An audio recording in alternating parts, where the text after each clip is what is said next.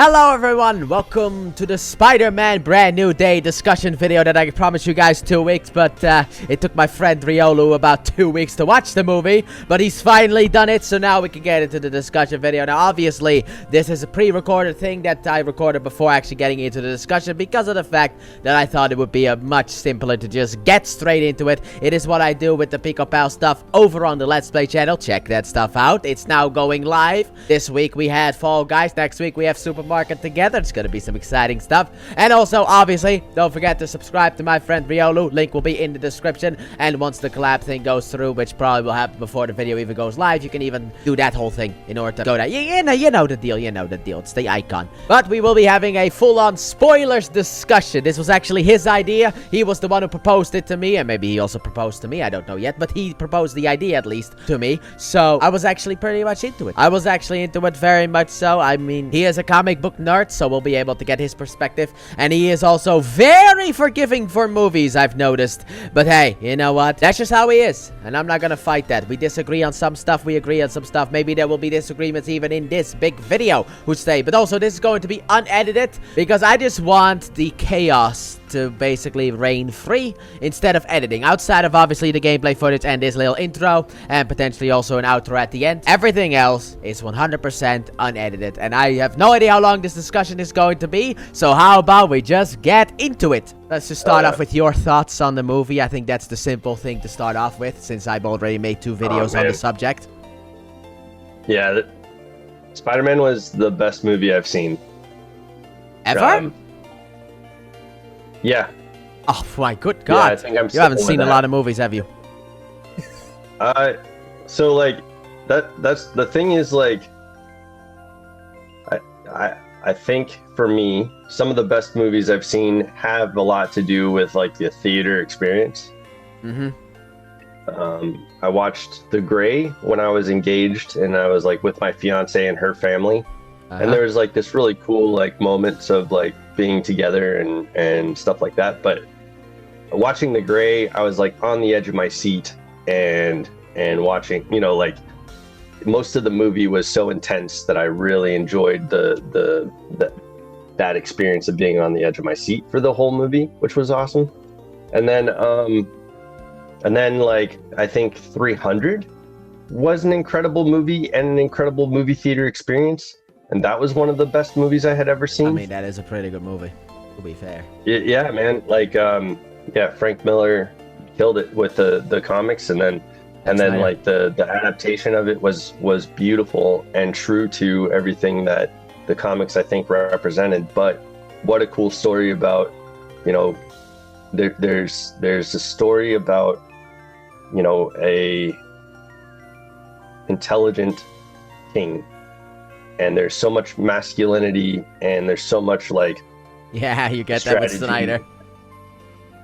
Yeah, it was done in ways that really spoke to me, especially at the time. And plus in the theaters, I was with, I'm pretty sure I was with my buddy Logan, and I was with my brother, and we watched. Wolverine. I'm pretty sure we watched 300 together. Huh? Oh no! He said Wolverine. No. Yeah, no, I said Logan. Yeah, yeah, but like that's Wolverine. That's fine. Yeah. But let's steer it back to this movie. So those were the best movies I had seen. I think that at the point that I'm at with movie watching, this is the best movie that I've seen that spoke to me at where I'm at right now. What about compared to other Spider-Man movies? Yeah. In comparison to other Spider-Man movies, I think. So just a heads up. Last night I rewatched like Across the Spider-Verse like the Into the Spider-Verse. Sorry.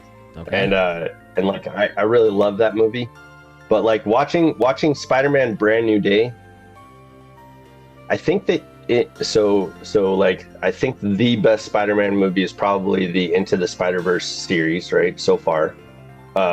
Like Tobey Maguire has amazing Spider-Man movies, very nostalgic Spider-Man movies. Everyone loves to. Incredible, like Sam Raimi does these like really Sam Raimi-ish things that work in those Spider-Man movies, and there's a reason why they were like the #1 movies every time they came out.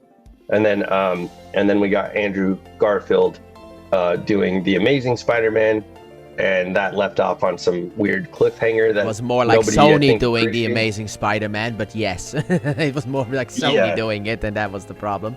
Yeah, like I think like at that point, right? Like Tobey Maguire is probably the best Spider-Man, and Andrew Garfield is probably the best Peter Parker. I would say But opposites. I feel like with Tom Holland after his home series, it seems like Tom Holland definitely made it so that he is both a good Peter Parker and a good Spider-Man. So like I've really enjoyed the home series, but I don't think any of the movies stack up to what this movie is trying to say. This is a good standalone movie on its own, and while it's a good standalone movie on its own, it feels like we're in a lived universe. It feels like we understand what's happening with every character. We get to spend enough time with everybody that's on screen to get to feel and understand and know who these characters are. And man, it was just it was just well put together, funny. Yeah, I agree. Emotional, beautiful. Yeah, those are my thoughts on how this is the best Spider-Man. Yeah. Yeah, well, it's my favorite Spider-Man movie just in general. It is technically what you said, with the whole, like, it feels like a universe lived in. Like, Peter's going after that big tank thing, and then Punisher just shows up. Like, it feels like it's just part of the world and not really, like, forced into it. Or it's like, oh, my mutation has issues, let me go to Hulk, because he has, you know, that kind of stuff. And it feels like lived in. The only real kind of like, in a way, awkward thing I would say would be like the Yelena scene. But even then, it works as well because, I mean, she is the leader of the Avengers. So, you know, she also dealt with mind control. Too. Yeah, you're right. There's like, yeah. Did you see Did you see the Hawkeye series? I have seen everything Marvel related. Reviews are still coming out and until the end of fucking time. But yeah, I have seen everything. I've reviewed everything, and it is slowly dripping out on the basically right now. It's on the road to Secret Wars. But yes, I am doing the weekly series unless something new pops in, like Lanterns or Clayface that needs to take up some time. But yes, I am doing weekly stuff. Like for example, you know, this week we have Loki. Loki season 2 review and spoiler talk are gonna go live. So yeah, I do the Marvel Cinematic Universe because, you know, I love the thing, even if some projects are not the best. I still like the Marvel Cinematic Universe. But yeah, I've seen everything within the Marvel Cinematic Universe, even the Hawkeye scene. And I feel like you're specifically talking about like the spaghetti scene and the Kate Bishop scenes with Yelena. Yeah. I feel like Hawkeye established Yelena as pretty silly, goofy, and there's like a tension to Yelena in her awkwardness and silliness. Yeah, I really like Yelena. I like her technically more than Natasha. I feel like she has more personality than Natasha did back in the day, you know? Right. Like Natasha just felt like, you know, in a way serious woman, but like she can be, you know, she can have fun, she can be embarrassed, where it's like in Thunderbolts when Red Guardian shows up in the limo, because I watched that movie recently, but he comes in with the limo, and she's like, oh god, it's him, oh god, that kind of stuff, you know. It's like she basically can play off of the entire emotional everything, and it felt like Black Widow couldn't, the previous one anyway. Natasha didn't really do that. Like, she had moments, and I love her, but like, I think Yelena is just a lot more fun to watch because she can be everything.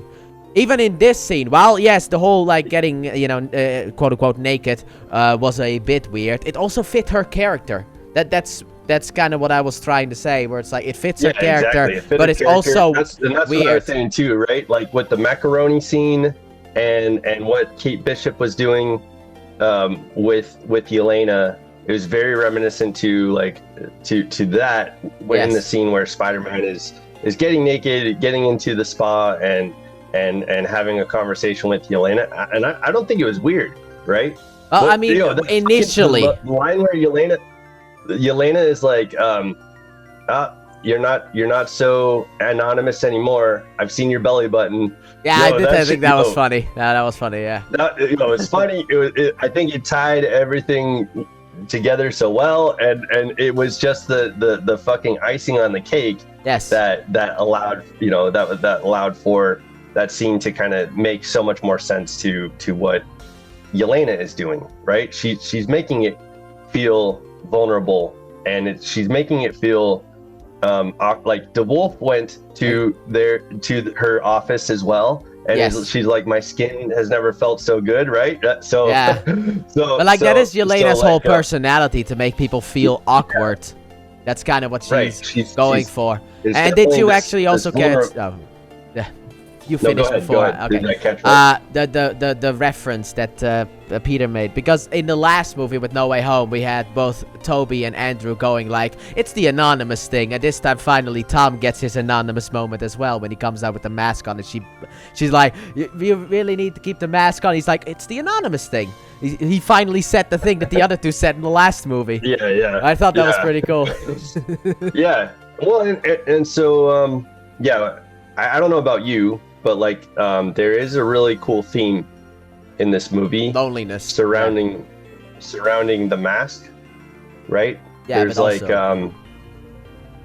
well, I think loneliness is definitely a big theme of the movie. Yeah. Well, yeah, it is basically putting yourself in your work instead of, going out and, getting friends, that kind of stuff. Instead of focusing on friends, he focuses on his work with the mask on. He has to be Spider-Man 24/7 to deal with his emotions, because men don't go to therapy apparently.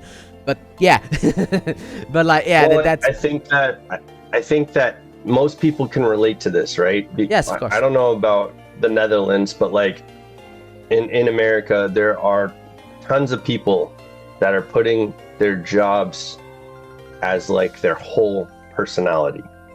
Yeah. And we are watching Peter Parker doing that, and which is crazy, because like, as far as I'm concerned, and I'd imagine it's fairly reasonable to say, like, you are not something that can be taken away from you.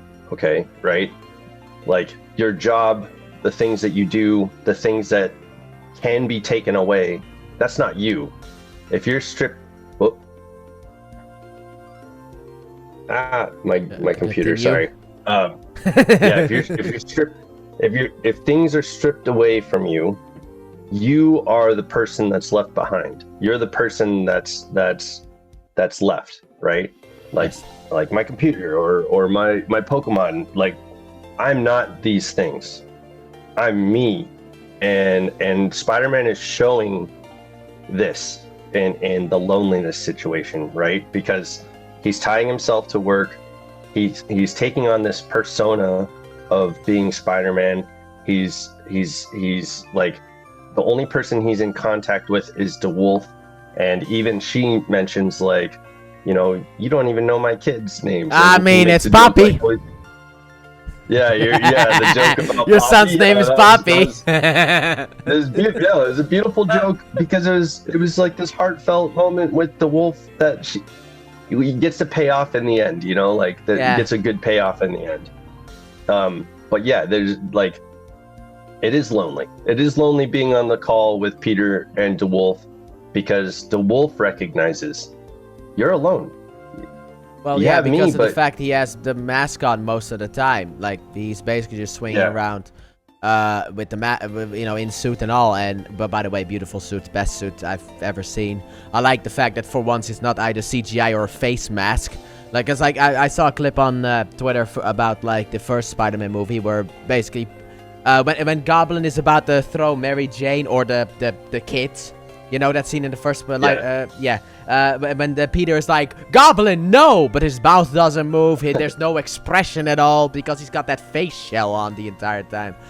In this movie, you actually have movement. If you look closely at his eyes, you can actually see his eyes kind of like through the mask as well.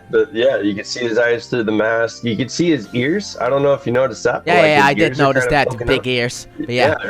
Really, not a bad detail. I really liked. So, I mean, not to change the subject, right? We're talking we're gonna talk about loneliness a little bit more, I think. Yeah. Okay. I'm curious. I'm curious for you, like, how this theme like worked out in the movie. But Well, I want to just mention too. I think it'd be valuable to talk about like Dustin Daniel Cretton. I always So mess I'll up just his put name. that on the table. I always mess up his name. No, yeah, no, you're good. No, It's an interesting look, right? the first two names I always flip them whenever I think about him. I think it's always Daniel Dustin instead of the other way around. That's what I mean. It always kind of like And it might even be Destin. It might be Destin. I might be saying that wrong. yeah, but I it thought is was Destin Daniel Cretton, but I always call him There you Daniel go, Destin okay. Cretton. So for me, it's kind of like, but yeah, he Okay, did a yeah, fantastic job. But I already had faith in him because I saw Shang-Chi. That's simple. But the theme of Shang-Chi loneliness. is great. Yes, it is. But the theme of loneliness is, well, I mean, obviously I can see myself in it because I'm doing the exact same thing. It's that simple. I'm not gonna deny it. I'm doing the exact same thing. I spend 8 hours a day of working on the YouTube stuff with the 2 channels and stuff like that. I don't really have much of a social life because, well, there are reasons for that. We don't necessarily have to go into them specifically. But to keep the obviously focused on the movie. But I can really see myself in that. And obviously, I already noticed that, like, when he was in call with the wolf, which, by the way, in the review, I forgot the name of. But I felt that. But also, you know, you can see it with, you know, Jean Grey and other characters as well, where loneliness is also a part of them. Like, you know, Punisher. We all know Punisher from Netflix and also the Disney Plus stuff. He is a very lonely guy. Jean lost her sister. And, by the way, another thing I found really interesting, just popped into my head and I don't want to forget it, is the fact that VMAX led to nothing. I love that. I didn't want it to be another that, you know, MacGuffin. I like that the whole time I was thinking Pokemon cards. Okay. Jean Grey is killing people for Pokemon cards, yo. But like, I was happy that VMAX was absolutely nothing because I did not need another MacGuffin. Because even Peter at the beginning of the movie is like, what's in that safe? And it's like, oh, VMAX is something special that's in that safe. And then it's when he's like, I don't know what VMAX is. I love that he was honest about that because he actually didn't know what that was. Speaking of Jean Grey, you're a comic book nerd. What did you think about her? You know, the big character in the movie. Man, it's kind of neat to see Jean Grey before anything that's having to do with the X-Men. Like the comic books, typically, like, her sister dies in like a car crash, and then there's like shows where her neighbor, her best friend, dies in a car crash, and that's what like where the latency of her mutant powers like comes to fruition, right? Like it's something along those lines typically. So one, I really loved that they gave an actress to her sister Sarah, because there's kind of an ambiguous, we don't see Sarah die. There's an ambiguous like death that happens for Sarah. It's just assumed that Bill Metzger, which was I heard I was like, no shit, they got William Metzger in this. That's kind of neat. So yeah, the mutant saga is beginning. Which is kind of neat to see in the Spider-Man movie, but it's all before mutants are kind of established in the Marvel Cinematic Universe, and I think that Jean Grey is a perfect like catalyst to bring in like how young mutants are, where we're at with mutants, and what is going to happen. It's kind of interesting because you have to consider Ivanka Vamka, I think is her name, like as Jean Grey in the first X-Men movies. Oh, you mean her? I thought you meant the woman who played Miss Marvel. Sorry. No, that's I know, but like because of the way that you pronounce, I'm Dutch and she's Dutch, so it's like the way that you pronounce it made it sound like someone else. Sorry, yeah. I'm talking about like the first Jean Grey from the Fox Famke Janssen era, and that's how I pronounce it. Okay, yeah, okay. My apologies. Yeah, like I don't really follow her career. I know she was Jean Grey. I also only know about Jean Grey. That's it. I only know about that stuff as well. But like for those movies, I think the part that she played was pretty interesting. We have to take that into consideration with like maybe Doomsday bringing a lot of cast back from the X-Men. I think the X-Men that we got revealed are going to be the X-Men I don't think there's going to be like a secret X-Men in that movie. No, I think there's going to be different like uh universes, right? We'll have the Fox cinematic universe probably like die off, right? We've had that Like die off the like 10 incursion is times. probably going. Yeah, we'll see Patrick Stewart die for the 8th time Yeah, as it's Charles insane, Xavier. man. Yeah. In less than 10 years, But, by the way. That's just like he died in X-Men like the Last Stand, and now he just keeps doing that over and over. It's like he has a hobby. yeah, but what I meant though is we already have like the 21st Century Fox's Jean Grey. We have Sophie Turner as Jean Grey, Yes. and then we have now we have Sadie Sink as Jean Grey, and I think for our 626 Iron Man universe that started with Robert Downey Jr. as Iron Man, yeah, I think that's going to be Sadie Sink's character. So Yes. we might get to see, I think, in like why that makes sense in like Secret Wars and stuff like that. So that'll be exciting to see where they're going, because it sounded like this is a project that Kevin Feige is really passionate about, and it would be nice to see storytelling that people are passionate about again, like in Deadpool and Wolverine, or like Shang-Chi, like in Spider-Man Brand New Day. Like yeah, and honestly, most of the Spider-Man movies that have come out have been beautifully passionate projects, and so like this has been like the one that I think sits the most, especially with me and where I'm at in my life. Mm-hmm. So it'll be interesting to see what they do with Jean Grey going forward. Yeah, and I also feel like the X-Men are going to be announced this weekend anyway, with D23 happening. Yeah, probably. So they're going to I don't know. probably We got, bring out we got the cast. Ghost Rider. Well, Ghost Rider doesn't have an official release date. It just says 2028. So that one could be beginning or middle. But I feel like maybe they're holding back the X-Men to announce the cast at D23. And maybe that's going to be the first movie coming out in 2028. At least that's what I'm thinking.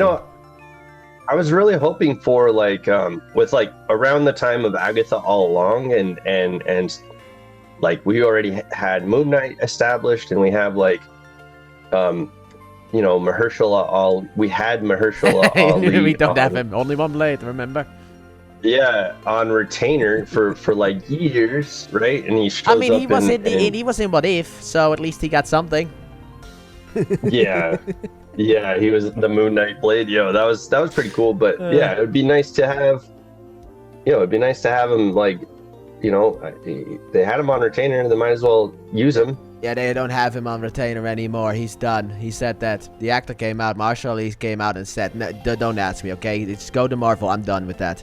I'm moving on with my life. Yeah. They basically had me tied down to a contract. They did nothing with it. With all the money and all the potential talent, but all the money that they have, they just wasted it. I'm done, okay? I'm moving on with my life. I'm gonna go and do other projects, okay? Because he had to cancel a bunch of projects because what if Blade happens, You can't be tied down to another project. You already signed a contract with Marvel. So I understand why he's out. Right. And to be honest here, I don't necessarily mind it all that much. He will always be Cottonmouth in my heart. So, he has the MCU role at the very least down, So he was the best thing in Luke Cage, my boy. Yeah, Luke Cage, I feel like, to me, I like Luke Cage more than I like Jessica Jones, but that's just my opinion. Of course, but that's not the topic of the video, obviously. Yeah, no. But hey, to be honest here, we are doing a discussion thing, so it can go every which way. Yeah. Well, I guess what I was trying to say is I was really looking forward to like a Monsters or like a the dark side of Marvel, like a dark Marvel type situation where we had Blade and Ghost Rider and Moon Knight and it could still happen in the future. You never know. You mean like a Midnight Sun type of deal? Something, yeah, maybe. But Doctor Strange could bring the band together. I don't know. The Werewolf by Night was I liked watching that over and over again. Like I'll go back and watch that. There's a lot of really good standalone. Oh yeah, I thought Werewolf by Night was brilliant. Yeah, Marvel monster heroes that could Yeah, but I would because like of the to see fact of more how many projects they did, everything got muddied. So there was like no focus at all during phases 4, 5, and 6 because they just had to Yeah. make like 600 Disney Plus shows, and it just became a mess. Cause like, you know, nobody wants to watch WandaVision to be able to catch up to Doctor Strange 2. Nobody wants to do that. And that is where Marvel just went completely wrong, where it's like you have to watch the TV show in order to watch the movie. No, Yeah. they need to be. Well, anybody who is like fighting against watching WandaVision, that sucks because that is I some don't of the mean best. it like that. Yeah, no, I know. I'm talking about the pointing out, forced thing, the fact that you have to watch that in order to understand WandaVision, and that kind of stuff muddy. Because like you can watch this movie, never watch anything Punisher, you get the gist anyway. Like you're not forced to watch anything that came before, and that's what makes Brand New Day so good. You don't have to watch any of that. Yeah, you can just it's a jump in. World, you get standalone. Punisher just shows up. They had a thing on Staten Island, which I will never be revealed. Never reveal that. Keep the mystery. Okay, I don't need a flashback. Just keep it a mystery. Like okay. between Hawkeye and Black Widow, like absolutely keep that a mystery because it's tantalizing. You want to know, and I think it's great world building, and even MJ, plays with that a little bit, like I like when Michelle did that. He saved your life in New Jersey, so yeah. Why don't you go, be there for him?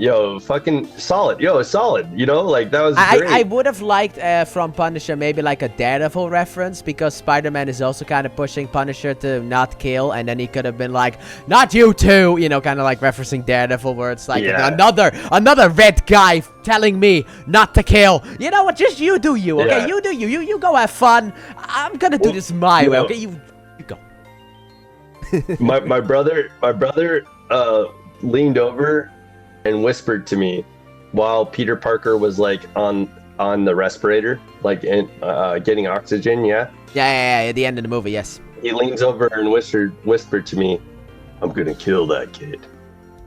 I mean, he did say that. He did say that earlier when he gets pulled out of the van. He was like, he takes off the weapon. He's like, I'm gonna kill that kid. I was cracking up laughing. It sucked because like my brother reminded me of the line, and just like and Peter Parker is like in the hospital bed, and I was like in the theater cracking up laughing because my brother said that to me. Nobody else gets the joke. So I was laughing hella loud, and well, if you just waited a couple more minutes, the whole theater would have laughed. Like if you waited a little bit. Yeah, that one. He's like, oh.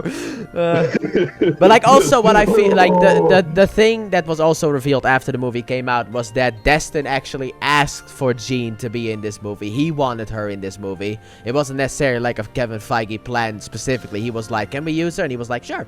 In that way. But I also feel like using Jean in this movie might be like the earliest way to set up maybe another attempt, hopefully this time successful, at the Dark Phoenix storyline. Maybe we will actually get that one successfully this time around. Like we set up Jean as early as possible so that, she can get the most amount of development when we get to eventually Dark Phoenix.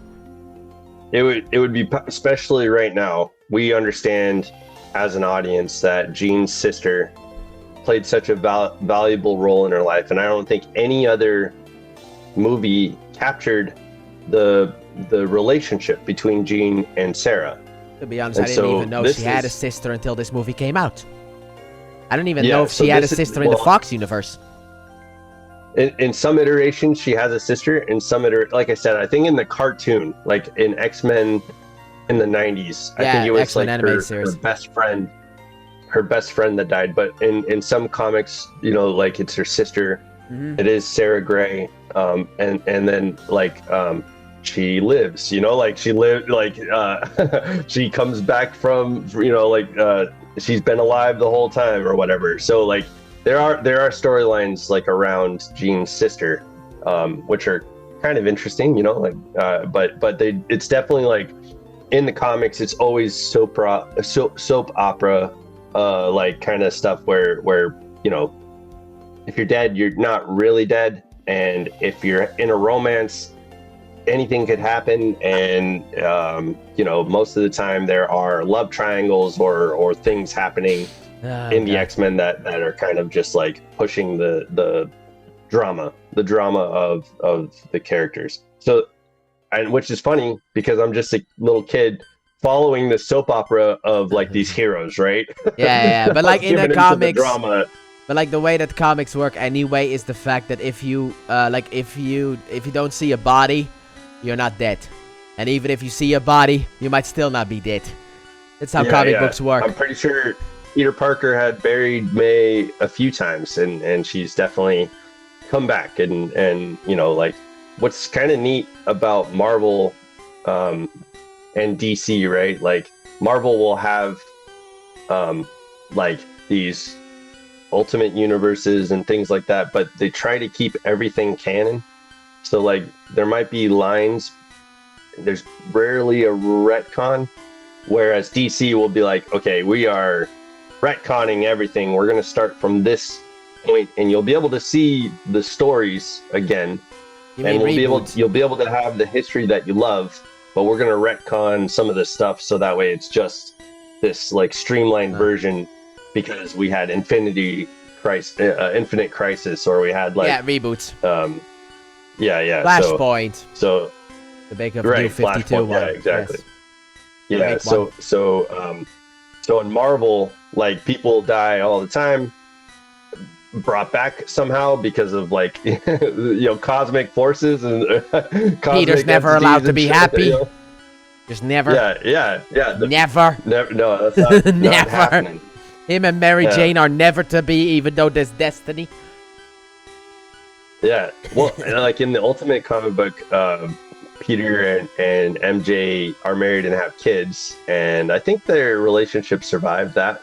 But and then he died. While that's happening, then he died in Ultimate. Did he die?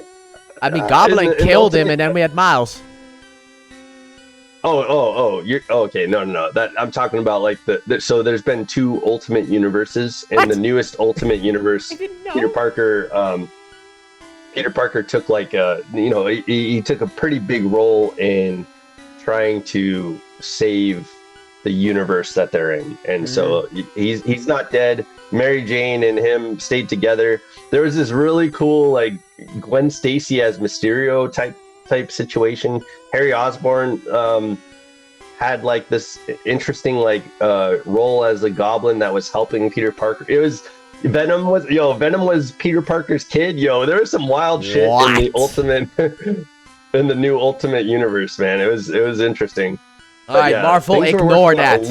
We're not gonna have Venom be his kid. We're not doing that. None of that. We don't need that. They are reset. Like the Ultimate universe kind of reset itself, so there could be another Ultimate universe eventually. Oh, for crying out loud! I thought that was only one. I only know of one Ultimate universe. That's why. I thought that was what you were referencing. That's the only one I knew. Yeah, no. There's 2. Yeah, there's 2. Yeah, it's kind of neat though. But yeah, again, I know we're talking about Spider-Man Brand New Day. We got to talk a little bit about loneliness. We kind of got to talk a little bit about Jean Grey in the movie and like what that means for the things going forward. Yeah, I mean, it's a discussion. Yeah. I figure I'll try and segue back to the movie. Yeah. Speaking of which, I do actually need to clarify something of a mistake I made in my spoiler talk, because in my spoiler talk I was a little bit annoyed at the end of the movie, because like you have Peter and Ned and they do like the special handshake that Tom and the actor do in real life, and then he's like Peter, and I thought that was him remembering Peter from before Spell, but no, that's him just remembering, oh, Peter is Spider-Man, because Michelle earlier in the movie said Peter to Spider-Man when Ned was like next to her, and when they did the handshake, It was like, what, you're Spider-Man. This is Spider-Man. Yeah. That's it. Like I thought it was the spell being broken because he has a little bit of magic in the last movie, but no, it's just that. I wanted to clarify that. Yeah, well, Jake Batalon has said that Destin meant for that scene to be fairly ambiguous. So it's meant to kind of leave you wondering whether or not he got his memories back or things like that. There's an interesting theory, right? Like while Jean has everybody, are they on Staten Island, right? Yes. The DODC is in Staten Island. So while Jean has everybody around Staten Island like frozen in her moment, in her psychic pause. Yeah. Typically in the movie, how we understand it is no one remembers anything afterwards. And so it's just kind of like a state of suspension, and it's kind of like blacking out and coming to after Jean leaves your body, leaves your mind, right? Yes, but this is not her entering someone's mind. This is basically her telekinetic this is like powers more. This is a big version of jumping, right? This is like a radius of her jumping into everybody at once, and they're all frozen. I thought it was more like what she normally does with her telekinetic powers, because those were kind of starting to develop as well at the end of the movie. Kind of. What here? Well, I mean, yeah, with taking over your mind, you can't float glass next to the guy, so there is some telekinetic part there as well. Like she's just she's doing a lot, right? Jean Grey is doing a lot in that moment. She's controlling the hand to fight Peter. She's controlling everybody in the DODC. So that's why I would say it's kind of like the jumping thing, because she's like kind of made the hand like a hive mind. She's got everybody at the DODC kind of in like this hive mind. And I'm guessing it's probably similar to everybody that's standing around. While she's not controlling them to do anything, she does have people in a suspended state. But they do show Ned and they show MJ, and MJ is the only one crying. Well, that's the only one we really get a zoom in on. Well, I mean, they show like the dog and they show Punisher. You know what I mean? Like there are people that they show really close, and you can see their facial expressions. Well, Punisher and isn't stuff like being stopped because he gets. No, he's outside of the wall, right? Yeah. And the dog is outside of the wall, and he's standing next to the dog. We can see that lady's expression. They do zoom in on a few people to show like the intensity of what's happening, and so we do get to see people's expressions. Most of them are just frozen, but MJ is crying. She's the only one that is, and so the theory is like, it's not my theory necessarily. I'm not sure how I perceive this, but the theory is that with MJ being the only person that's crying, that Jean Grey in all of this is giving back MJ her memories, or opening up the pathways for MJ to remember Peter. But what's interesting about all that is MJ says, "Oh wow, it's empty in here. There's nothing of you left in here." Yeah, that's what Jean said. When she had control. So I had nothing in here. And if you think about it, like when we forget things, it's just like neural synapses, like kind of just shutting down that pathway. Yeah, and that's how magic, we forget things. This is magic. That's different. Maybe. I don't think basically the way that the spell worked is the fact that it's just like Peter never existed at all.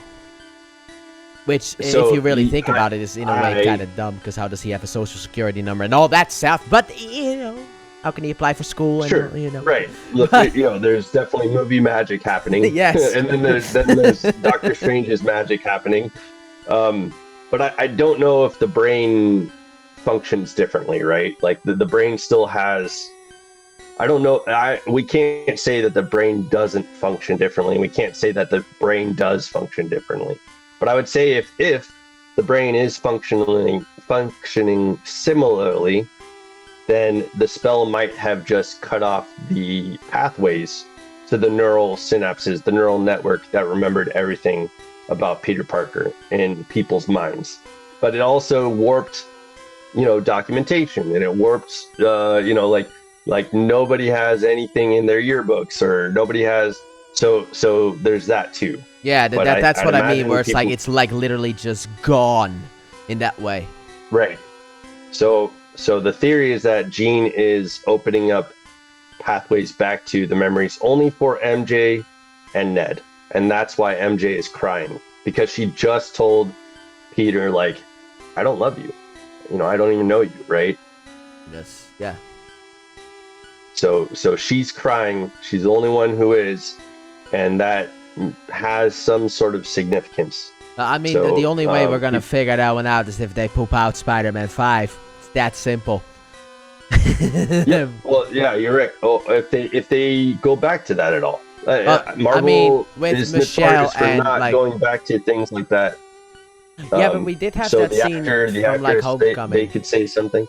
We did have that scene in Peter's mind with Aunt May, like that sequence, which a lot of people are saying, "Oh my God, this fixed like the bridge between Homecoming and Far From Home," because we never had an actual talk between Peter and Aunt May about this, because Infinity War and Endgame happened, and you know, there was not really much room. But now we actually finally get a scene between the two, and yes, Jean takes the place, but it is still directed at Peter.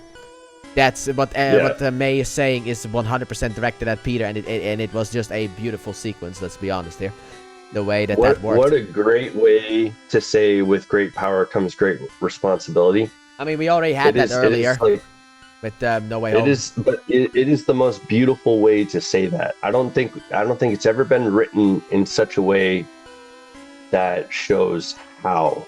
No, right? because Sam Raimi went with like the simplified version, and in order to be different, the Amazing Spider-Man movies went with a convoluted version.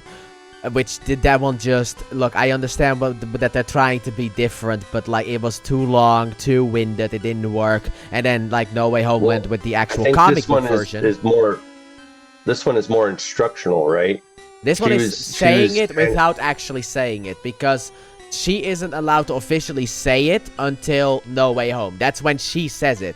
So she needs to find a way to say it without actually saying it. Okay.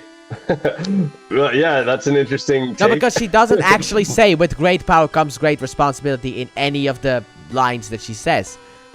No, she didn't. She basically just says, "Be good." It is like that, but it is like instructional. It is like soft. It is allowing for Peter to decide on what that means for him, because there is like this is what you are to me, but it is your responsibility to live up to that. And it was amazing because because she got to tell Peter simply like what this looks like for her. You're beautiful, right? Yes. Like it was tender, it was caring. And I think Jean Grey, I don't think, like, her parents are gone, her sister was young. Her mom hated her, mom kicked her out. That's what she said in the movie. Yeah. That's what we get in the flashback. It was like the moment that Sarah was revealed to be a mutant, it was like the mom kicked both of them out, because, you know, there's a chance the other one is dead as well. One of those disgusting mutants. So both of them got kicked out. So really Sarah was the only family that Jean had. Until, I guess, Spider-Man now. Which I feel like that is going to come into like maybe like an Avengers X-Men movie. Or even a Spider-Man X-Men crossover movie. Because Spider-Man in this movie makes the inhibitors that are definitely going to become important in the mutant arc. He's the Definitely. They're definitely going to do some kind of anti-mutant stuff, because the government has the specs as well. Bad, dude. I know for Spider-Man this was important, right? There was like value in what he was trying to understand about himself. And he's been so focused on work, like being Spider-Man, and so focused on keeping New York safe. There's an amazing like outpour of community and outreach by him being Spider-Man and taking on the responsibility of saving people. Everybody loves him, right? I think this is a more wholesome view of New York than we've ever seen. Especially at the end of the Spider-Man movie. when everyone's outside of the hospital. yeah. There's that, and like as he's saving people, like the little montage and the way that people treat him, the police know him, like all this stuff is really saying like you have been doing so much work to establish Spider-Man as the hero of this space, right? Mm-hmm. And Yes. Yelena, boils it down to small potatoes, which Yeah. is silly, but like The people he's making being the fun of friendly that neighborhood. because in Thunderbolts you have that scene where all the Thunderbolts are pushing like that piece of concrete in order to save someone, and it's like, oh, but that's big potatoes, but this whole mind controlling Yeah. girl is small potatoes. What are you talking? People are dunking on that scene. So Marvel came out with like the scene of the Void from that movie, and it's like, no, this is big potatoes. They actually kind of went on like damage control mode in that sense, where it's like, no.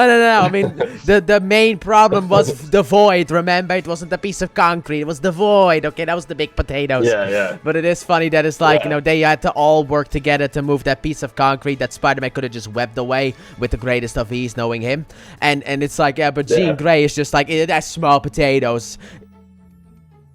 Well, I like your point too, man. Like, it just makes me think. Like, I ever since Wakanda Forever, I have been wanting like Shuri and Spider-Man to be able to like have a conversation, because I feel like for Shuri, she was so angry and so hurt by her brother dying that there has been no heart for her. There's no hope. Well, And I now feel there like is Peter hope with Parker's the role- little boy, with the little T'Challa. There's hope again. Yeah, we're gonna get something. We'll see what happens. But I mean, he's yo, gonna become I the new feel Black like- Panther. That's already announced for the next movie. Yeah, it's just super exciting. Which is But like, what how I did he mean gain is, 20 like, years in like 3? 'Cause the actor's We'll so much find older. out. We'll find out probably in like Secret Wars, right? Yeah, oh, after. There's probably gonna be some shit going down. Yeah, definitely. But I think what I'm trying to say, and what I think is really important to say, is that like Marvel, like Marvel has always had Spider-Man as the soul of Marvel Comics, Mhm. and with people that have these heavy burdens weighing on them, like in the comics, Daredevil will sit with Spider-Man and discuss theology versus morality. Yes. Like Captain America looks to Spider-Man as like the soul of there are these incredible obviously, moments. Like, Spider-Man is the face of Marvel in that sense, kind of like, in the way that Batman is the face of DC. Like, Spider-Man is always Yeah. there. But also the problem comes from, like, these are movies. And in comic books, you can just write a storyline with, like, Shuri teaming up with Spider-Man. They can have a little chat, that kind of stuff. But how do you do that in the movies? Because of the fact you need to get both of the actors. And, Tom Holland is big now, so he's expensive. He's like the next Robert Downey Jr. I think it happens. I think it works. So like, I think, as Tom Holland's acting career takes off, and he's doing such amazing performances, and he seems like such a heartfelt dude in real Definitely. life. Like, I think he ends up being, one of the greatest actors of our time eventually, right? Like, if this is the trajectory of Tom Holland. So yeah, that does get more expensive, but Yes. hey, if you want to make money as Marvel, right? Like you make a Spider-Man movie, right? That, like, if you need to get your shit together, you make yourself a Spider-Man movie. Yeah, Like, but I'm that's talking what about more the Marvel- team up with, like, you're talking about a talking scene with Yeah. Shuri. That's what I Yeah, mean. Where it's like, like, how do we you left off- actually put that in the movie then? Like, without We Shuri yeah, being that's part a- of the movie. Like the big That's a final good fight. question. Like, we left off in Wakanda Forever with Shuri being hurt, right? And Namor attacking Wakanda. And in the comics, I think there was a lot more, weight to everything that happened in Wakanda versus Talokan, and Namor destroying a shit ton of Wakanda and devastating Wakanda. And so, And there's a point where Namor gets the Phoenix Force and is able to like. All right, that's an interesting Namor Dark Phoenix storyline that we're gonna do. And attacks Wakanda too, but like there's a war between these two factions of Marvel Comics, between Wakanda and Talokan, that could bring other factions of Marvel Comics to that area to help out and things like that. I mean, it seems like Spider-Man has a relationship with the new Avengers, right? The Thunderbolts. Yeah. My sister's still upset about that. My sister's still angry about that one. She's like, they should have kept the name. Dang it! Thing? They should have kept the name Thunderbolts. Yeah. They should not have been new. They should have kept the name New Avengers. When I went to the movie, this movie with my sister, I talked a little bit about Thunderbolts with her, and she immediately clapped back and was like, "No, they should have kept the name." It's like, okay, you're still on about that one. That was last year. Because like, if you want to keep the name Thunderbolts, the comic book, that's interesting, man. The comic book line is like, that's like Marvel's version of the Suicide Squad. Yeah. And typically the people running it, or the people like leading the team are like Baron Zemo or like Norman Osborn and shit like that. And sometimes out of the Thunderbolts, we get stuff like the Dark Avengers, or there's comic book lines that like go kind of like wild with like these juxtapositions of villains being in a good guy role. And sometimes there's some great stories, but sometimes it's like what are we doing with this, right? Like, yeah, that's why comic books are difficult for me to really get into. There's just so much. I like manga more. It's simpler. It's much simpler. You have a beginning, middle, and end. It's much simpler. You just read manga, you're done. You don't need to read like 800 extra comic books about these 800 other heroes, in order to understand the story. It's like, you open a comic book, you're like, who's this? Who's this? It's apparently some guy named Human Torch, it seems, in here. That's why I'm happy that we have the internet. yeah, but like for me, that's why I can't get into comics. That's why I just stay with the Marvel Cinematic Universe, simple stuff. Yeah, you can just watch that. Which I would love to see, like, an interaction between Spider-Man and Human Torch in like an Avengers movie or something like that. Just because, like, I played the PlayStation 1 game. Like, I don't know how far of gaming you played. But I played, like, the PlayStation 1 Spider-Man game. And in there, you have, like, a little scene with the Human Torch and Spider-Man. It's like, I want to see that within the movies, I want to see Tom Holland interact. And obviously, the elephant in the room, Daredevil, obviously. But, like, when the movie came out, like, when the trailers came out, you see Spider-Man fighting the Hand in prison. Yeah, people were like, it's Daredevil. People were like, it's Daredevil. But then when I was watching the movie, it was like, okay, Jean is being taken to a damage control facility, and then I was like, okay, yeah, that's not Daredevil. Obviously, he's in a different prison. He's just in a normal prison. He's not there, so it's not going to. Daredevil isn't going to show up. That was really interesting that they had William Metzger like saying, yeah, we just use the things that, like. I was like, damn it, dude. They're setting up like a really interesting villain, because like all that stuff in X-Men comics gets very like bureaucratic and gets very political and very institutionalized when it comes to villains. And William Metzger, right, and like the Friends of Humanity, or like the Bolivar Trask, and all these like villains are typically in some sort of like institutionalized villainry that are working towards mutants, right? And it's a very good like depiction of real life, right? Like a lot of villains are the institution of what is working to keep people down. And so they're setting up Bill Metzger to look like your caring, employer and good Samaritan who's trying to use the Department of Damage Control, which has already been villainized in Wonder Man and Miss Marvel, She-Hulk. Miss Marvel, and She-Hulk. The Department of Damage Control. They're really building up how evil these guys are. So or idiots. If you look at some of the appearances, they're just idiots. They're just stupid. Yeah, for real. Yeah, like She-Hulk. No, Miss Marvel. They were just stupid. They weren't evil. They were just stupid. It was just like, oh Right. my god, face palming, like, Yeah. oh, okay. But that's what I was kind of disappointed by with this movie, with Damage Control, because for me, it was like, okay, so far in the MCU, they have been portrayed as bad guys, and we're doing once again that potentially they are the good people, and I was kind of hoping that, oh, they actually are going to be good people, like, you know, in a way, kind of like the real world. You have bad people, bad eggs in organizations, and good eggs.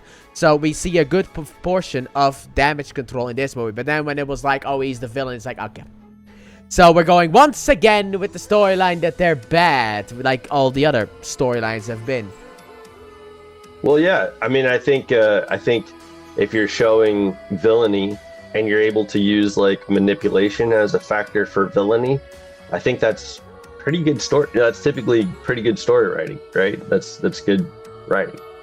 Yeah, but it's again a maybe they're good but not really kind of thing. It's like I've seen it before in the MCU already. That's more what I mean.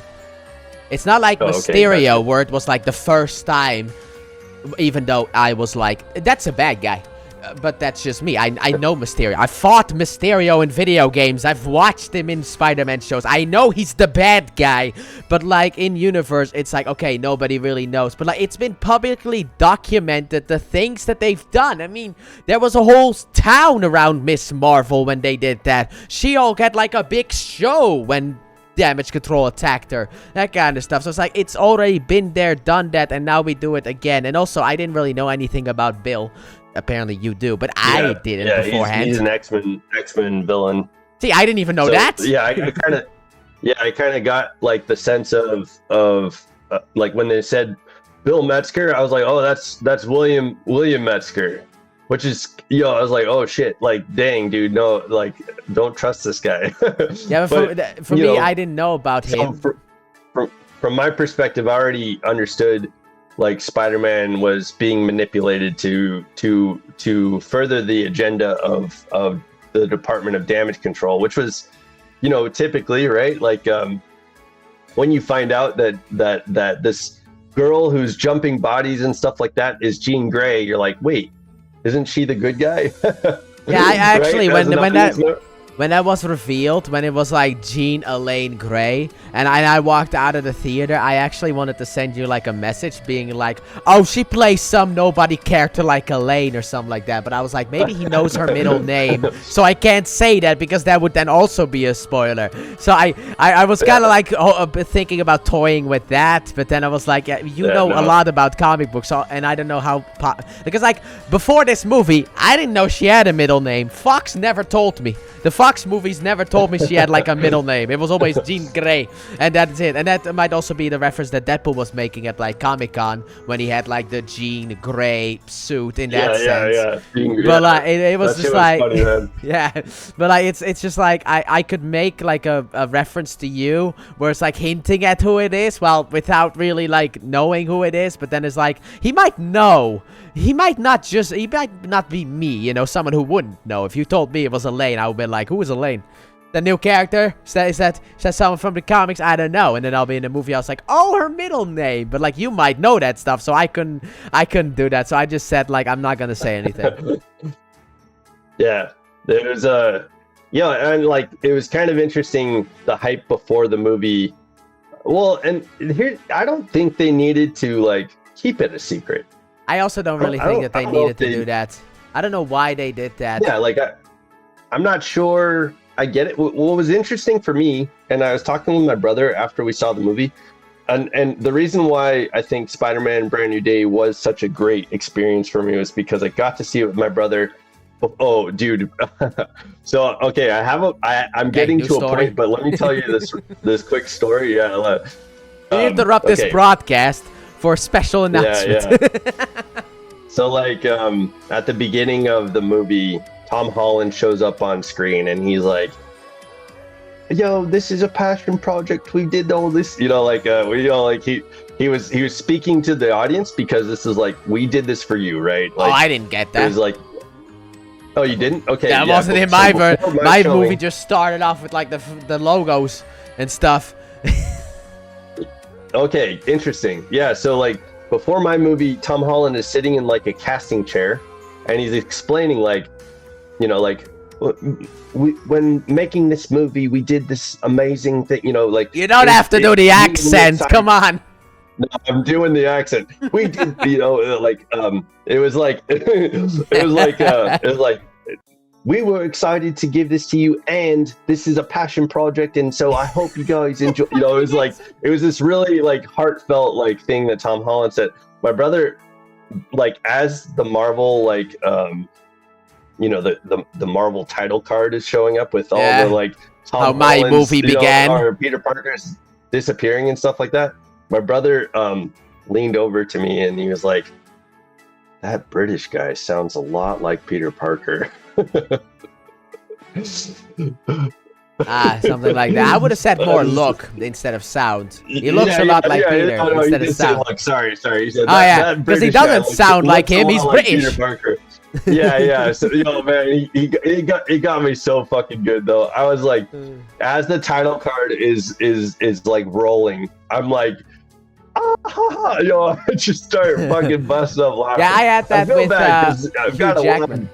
I had that with like Hugh Jackman, where it's like that Canadian sounds a lot like, you know, it's that Wolverine. Like he looks like Wolverine, but he doesn't sound like him. That kind of stuff. That's what you have with accents. Yeah, my bad. Yeah, I misspoke, but yeah. That's why it was. There's a few points where my brother just leans over to me. He already seen the movie, so I think he was like queued up for his comedy show during the movie. He didn't need to pay attention. He's already seen it, so he was just like, I need to entertain myself somehow.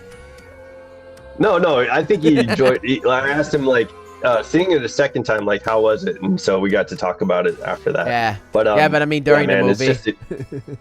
It was just a solid movie. I thought so, too. So the point, though, we were talking about Jean Grey. Hold on. Shit, now I don't remember the point because we went off on a tangent. You went off. You decided to go with your Tom Holland stuff that I never got. Damn it. Yo, that's why I like the movie.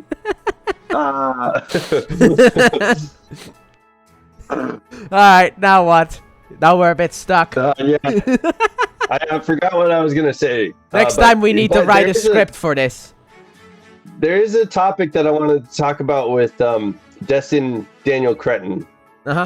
Like, okay, so have you've seen Wonder Man? I'm guessing, and I'm saying this for the audience. I'm sure that you have. Okay, thank God. I mean, I already said I watched everything and I've reviewed everything. Yeah, there we go. But yeah, I have seen Wonder Man. I've seen Shang-Chi. I don't know the audience. I mean, we'll have to wait and see when it goes up. Yeah. So Destin writes these incredible themes into these movies, and I think that he does such an amazing job executing the story, the what he wants the audience to hear, feel, and what he wants to show the audience. In Wonder Man, in Wonder Man, there were really good themes about like mentorship and authenticity and like, you know, like loneliness, right? Like isolating yourself. Yeah, Shang-Chi also had a little bit of that in a way, with the way that he hid who he really was, hiding his past. And same with Spider-Man Brand New Day. Like Spider-Man was dealing with like, I wear this mask. It was almost, he almost had like the Mandalorian type you know, like Spider-Man, I think usually we have seen him during the home series, like he'll put his mask up and he's a little bit more comfortable as Peter Parker / Spider-Man. In this movie, or that Infinity War scene with Doctor Strange, when he's just like, hi, I'm Doctor Strange. Oh, we're using our made-up names. I'm Spider-Man. Yeah. He's keeping his identity really close to his chest because of the spell that happened, because he's carrying the weight of holding on to a letter for MJ, where he's able to like, he lost May, and he doesn't want to put any of his friends in a situation where they could be killed, and so he's carrying on this burden. And even MJ, when she finds the letter, is like, why didn't you give me the opportunity to make the decision for myself? And it's because Peter Parker is isolating himself so that he could protect the ones he loves, and he's isolating himself so that he can protect the identity that, like, he understands what happened with Mysterio and the public outcry around that, and he's built up this like relationship with the city, and he built up this new persona for Spider-Man that is valuable to him, but it's at the cost of loneliness. That, like, they did a really good job of showing him at his computer alone, working with Evie, his AI. and like, that's a good, like, that is, they didn't overtly inundate us with this, but like, men have a loneliness, like, situation that's happening right now, right? Yeah, especially right now, yes, but it technically has always happened. I mean, if you really look at any point in time, therapy has always been seen as a wimpy thing or a girly thing, that kind of stuff. So basically, men are always told to suck it up, just to make it simple. That's basically what they are told throughout their lives, you know? I mean, nowadays, maybe not really, but like back in the day, yeah, I heard it in my life from my dad. It's just the way that, you know, like, men are. That's just what it's being said. That's what you always get to hear. Well, yeah, and people can be wrong, right? I know. People get to be wrong about the things that they tell and teach, and yeah, I'm not always right. You know, I just find these things very powerful, like that Destin is trying to talk about, and it is easy to get lost in the idea that AI is filling that you know, connection. Yeah, for a lot of people nowadays have like the chat bots and the AI. Like, there's like stories about like a woman who married like an AI thing. Like she actually married AI, and it's like a guy just like completely goes into depression because of the fact that the company shuts down their AI program, so his AI girlfriend is dead now. That kind of stuff. Yeah. No, it's valuable, and Destin is talking about these very valuable things. When you're hiding behind the mask versus being Peter Parker, right? You're Spider-Man versus Peter Parker through that's the Peter Parker is like panicking about going through like this spider puberty type thing where he's getting more spider hormones than human hormones, and I think where the authenticity comes in is towards the end, and Peter chooses that he's both, because 100% in Peter's life, you know, like, we have all our Spider-Mans with great power comes great responsibility. Yeah. In all the iterations of Spider-Man, there is great power. With great power comes great responsibility. And so this is something Peter has adopted, and this is something that nobody can take away from Peter. That's part of the authenticity and self that Peter, I think, is saying when he's able to say, I'm both. You know, like, I understand my power, and I understand my responsibility, and I don't have to do this alone. I'm Peter Parker too, right? Like, my friends are right here, and I'm not spending time with them. I'm not sharing these last few years. Ned is talking about like Johnny and Nate Dogg and all these people that, you know, he met through college and all these experiences that he's having. And Peter Parker is torturing himself and suffering, watching his friend move on from him because they don't know each other, and he's not addressing that. So there's a moment of authenticity where he's standing against Jean Grey's, hand, and he decides, I'm both. And from there, MJ has already read the letter, but and Jean Grey is possibly like building back these memories for Ned or MJ, and so I think that's where we don't get to see the journey from here, but I think Peter Parker's heading towards building up his spider family, the people that matter to him, and rebuilding. Yeah, and not going into the future in isolation anymore. Yeah, but I feel like it's also because of what happened with Aunt May why he decided to also take a step back, because technically she died because he decided it would be a good idea to help the bad guys, and that's what he takes upon himself. So if he lets the Ned and Michelle back into his life, they're gonna die too. That's the fear that he had, like a classic superhero fear, need to keep secret identity type of thing that always happens in superhero media, except for movies, because nobody has superhero identities anymore except for Spider-Man, and well, it used to be Daredevil, but not anymore because, well, season 2 of Born Again happened, so that's kind of gone now as well. But like, right. It's still like, okay, I can't put these people in danger. They can't know who I am, because otherwise they're gonna be in danger. But the other side of that is the fact that if you don't let anyone in, you're gonna be fully isolated. But if you let people in, there's a chance they could die because you're Spider-Man. So it's basically like a double-edged sword, no matter which way you go. And Peter chose one option, the Punisher option. Let's be fair here, as he says in this movie, I'm living a life like you, and then immediately Frank is like me? You don't even know me.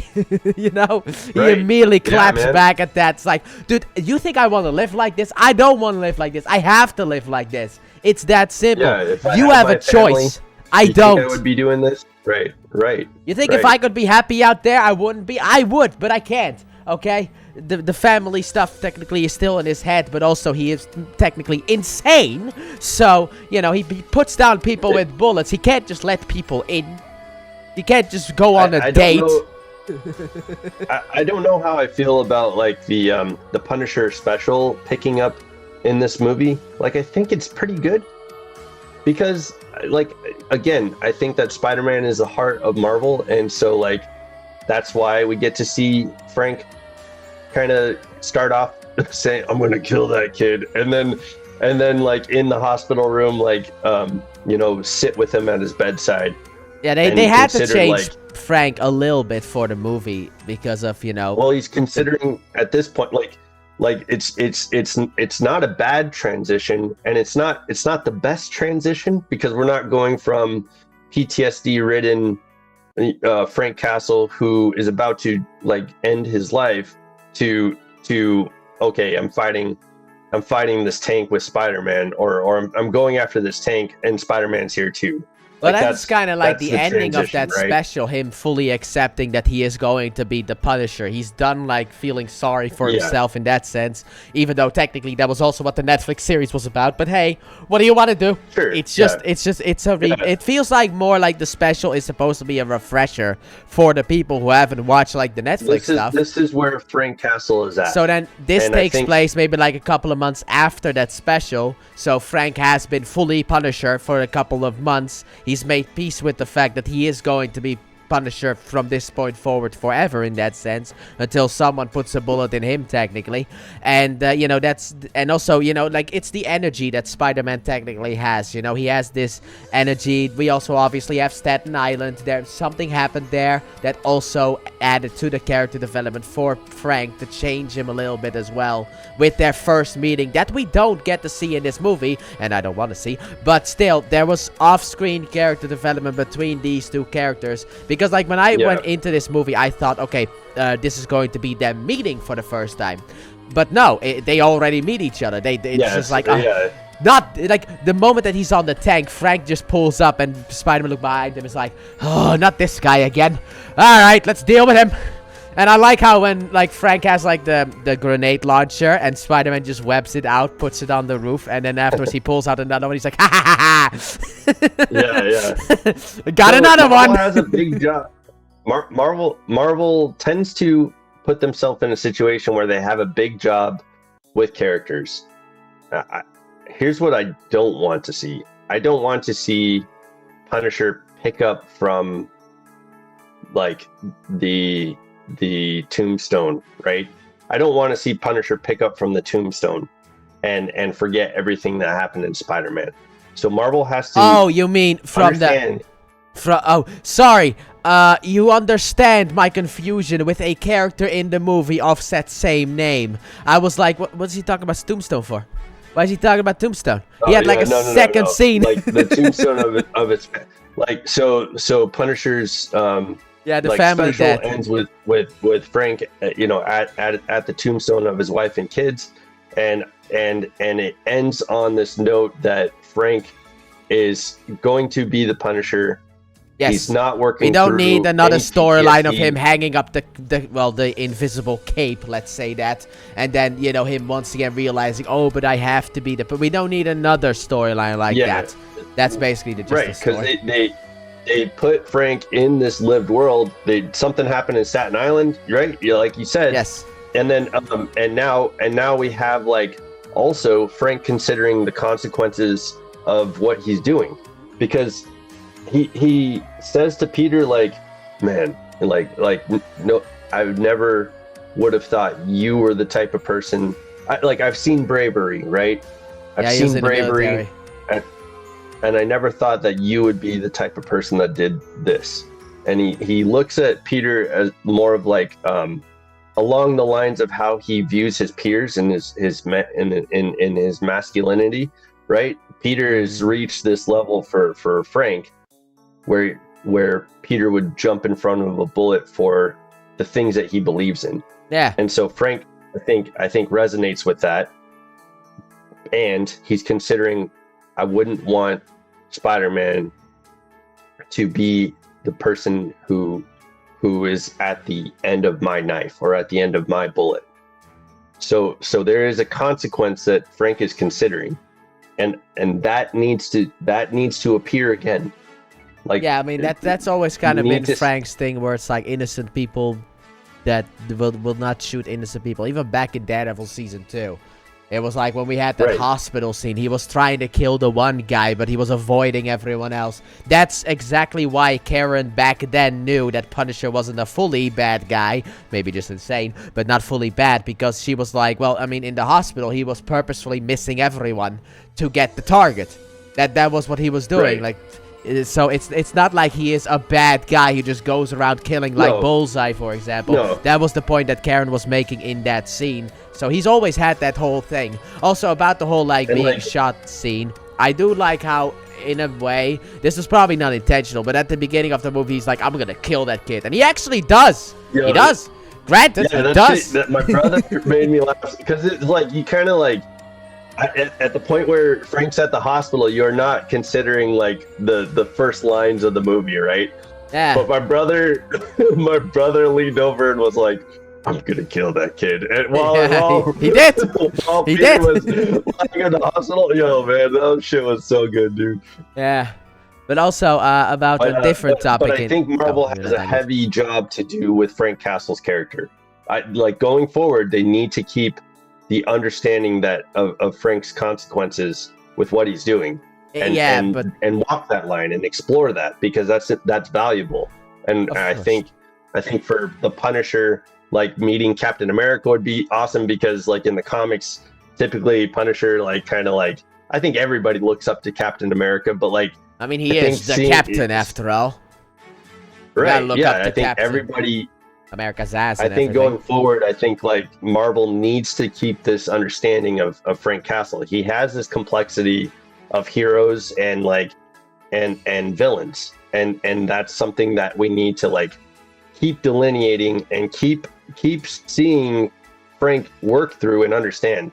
Like, Frank Castle, the Punisher, is a Marvel hero, anti-hero, but yes, hero. But people classify it as anti-hero because he does kill. He might go through and do the things that he does, and like his moral code. I mean, there's a reason why Batman is so successful in theaters. Frank Castle can reach that level of I think incredible like hero stories. So I don't know. I think that Like I think the difference between the two, why Batman would work better, is because of Batman's technically no kill rule, even though in every movie he kills. But we don't need to talk about that. It's just I don't think the movies really understand what the no kill rule means. The moral compass, right? Yeah, but he doesn't have that in the movies. Batman faces. Yeah. He throws it like a clown with a grenade in the first Batman movie from like Tim Burton or like the second one. People die because of him. It's like he just doesn't care. This man is just murdering everyone. He forgets the code. And like, you know, I mean, you also have like with Zack Snyder where it's like he literally like kicked a grenade over to a guy in like a place in that awesome sequence. And it's like, boom, yeah, those two are dead. It's just dead.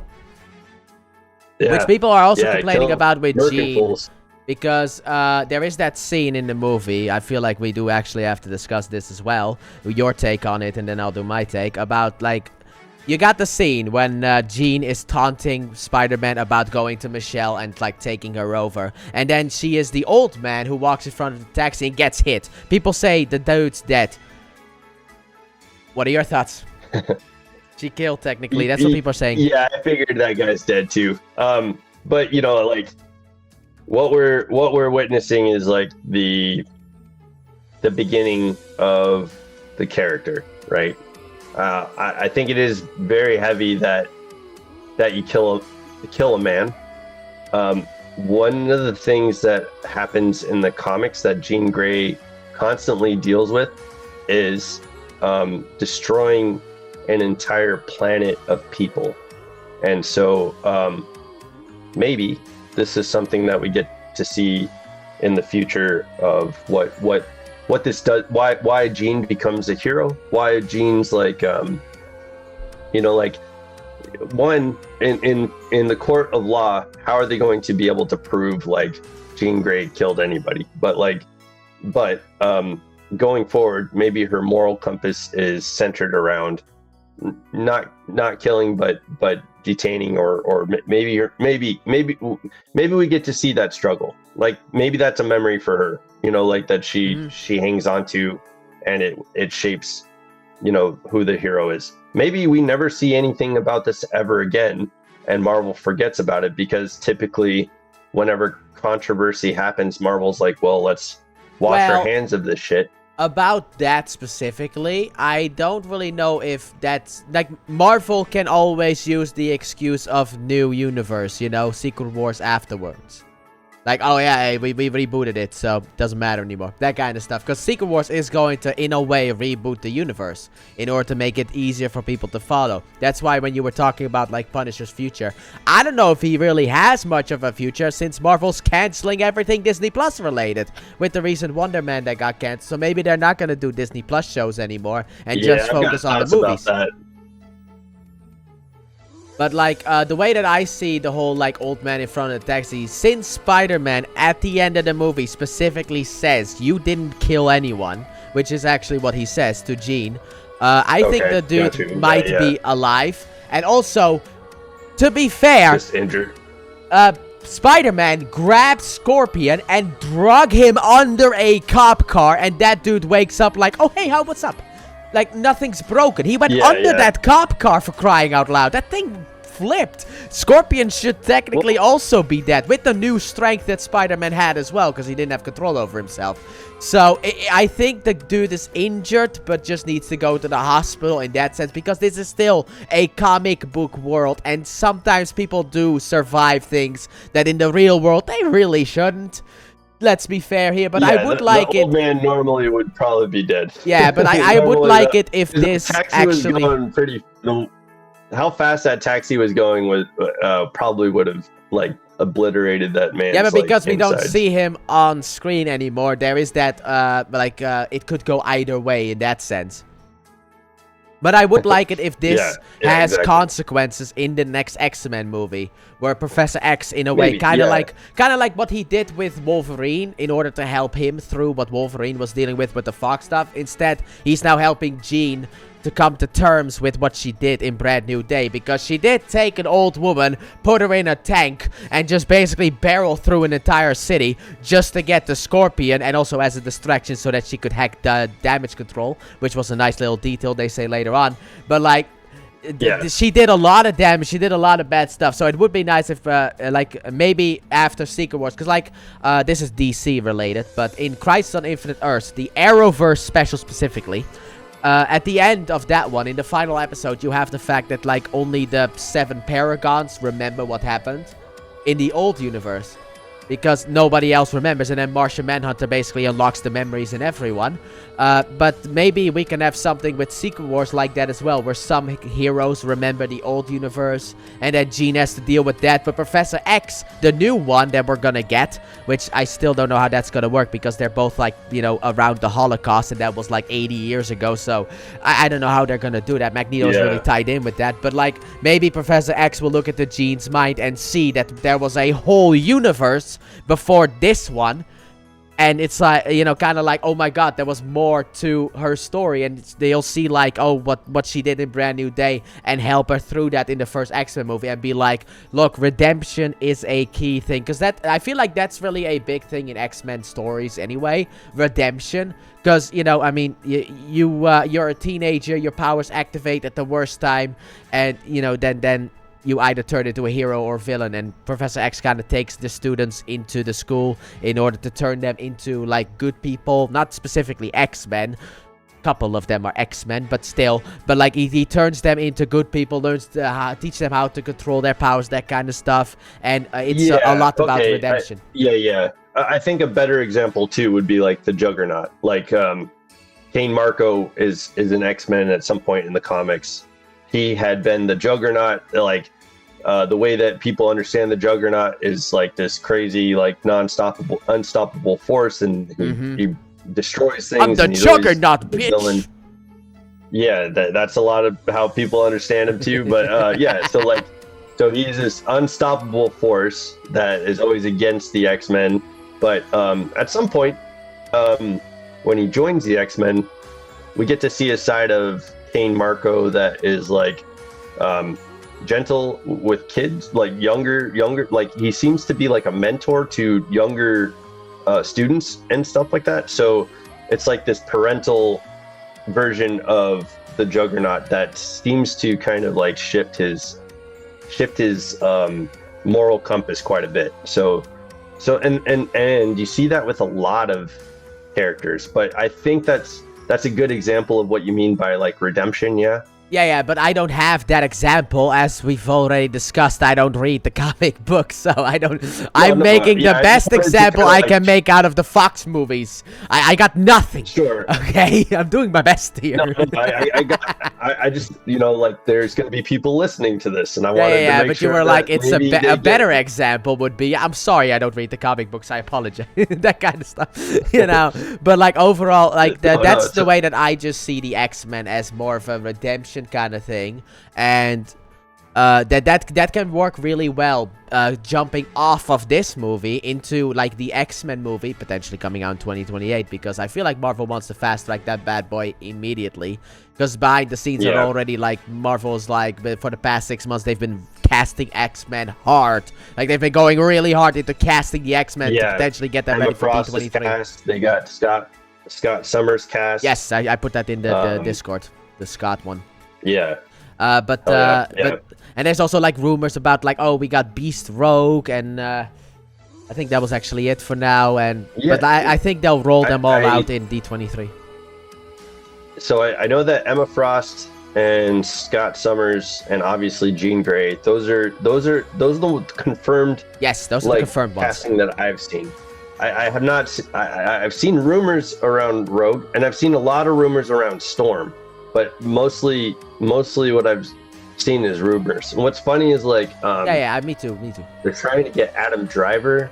Like Kevin Feige and Adam Driver have this thing where, like, I guess they're trying to get Adam Driver to be something, and Adam Driver keeps saying no, and so like they've never been able to like land Adam Driver in any kind of role. But yeah, there's like rumors around Adam Driver maybe being a part of the X-Men universe as something. I So just yeah, I don't know, can't wait man. for that stuff, man. I can't wait for X-Men. Like I'm Yeah, really I'm excited looking about forward that, to it, especially man. with Marvel now going into a better trajectory because I mean everyone knows that phases 4 and 5 aren't the best. They are probably the worst phases in the MCU. It's always like Yeah, people are always kind of like either one of them is the worst, but nobody can really make a decision. I would personally pick technically phase 4 because that's what started the whole Disney Plus shenanigans and everything going wrong.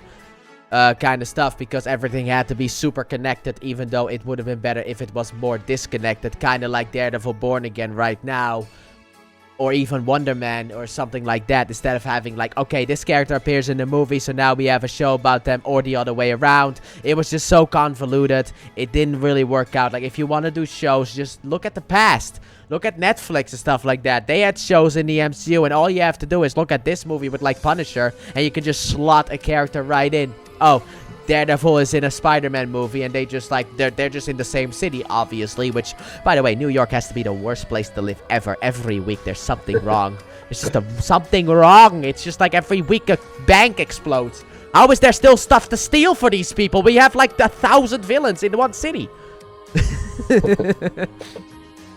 But, like, I'm just excited for the future of Marvel with, like, Ghost Rider as well, and also, you know, Black Panther 3 and all of that. But I'm also kind of worried about Daredevil because I like Daredevil. I want more Daredevil. I never want to stop Daredevil.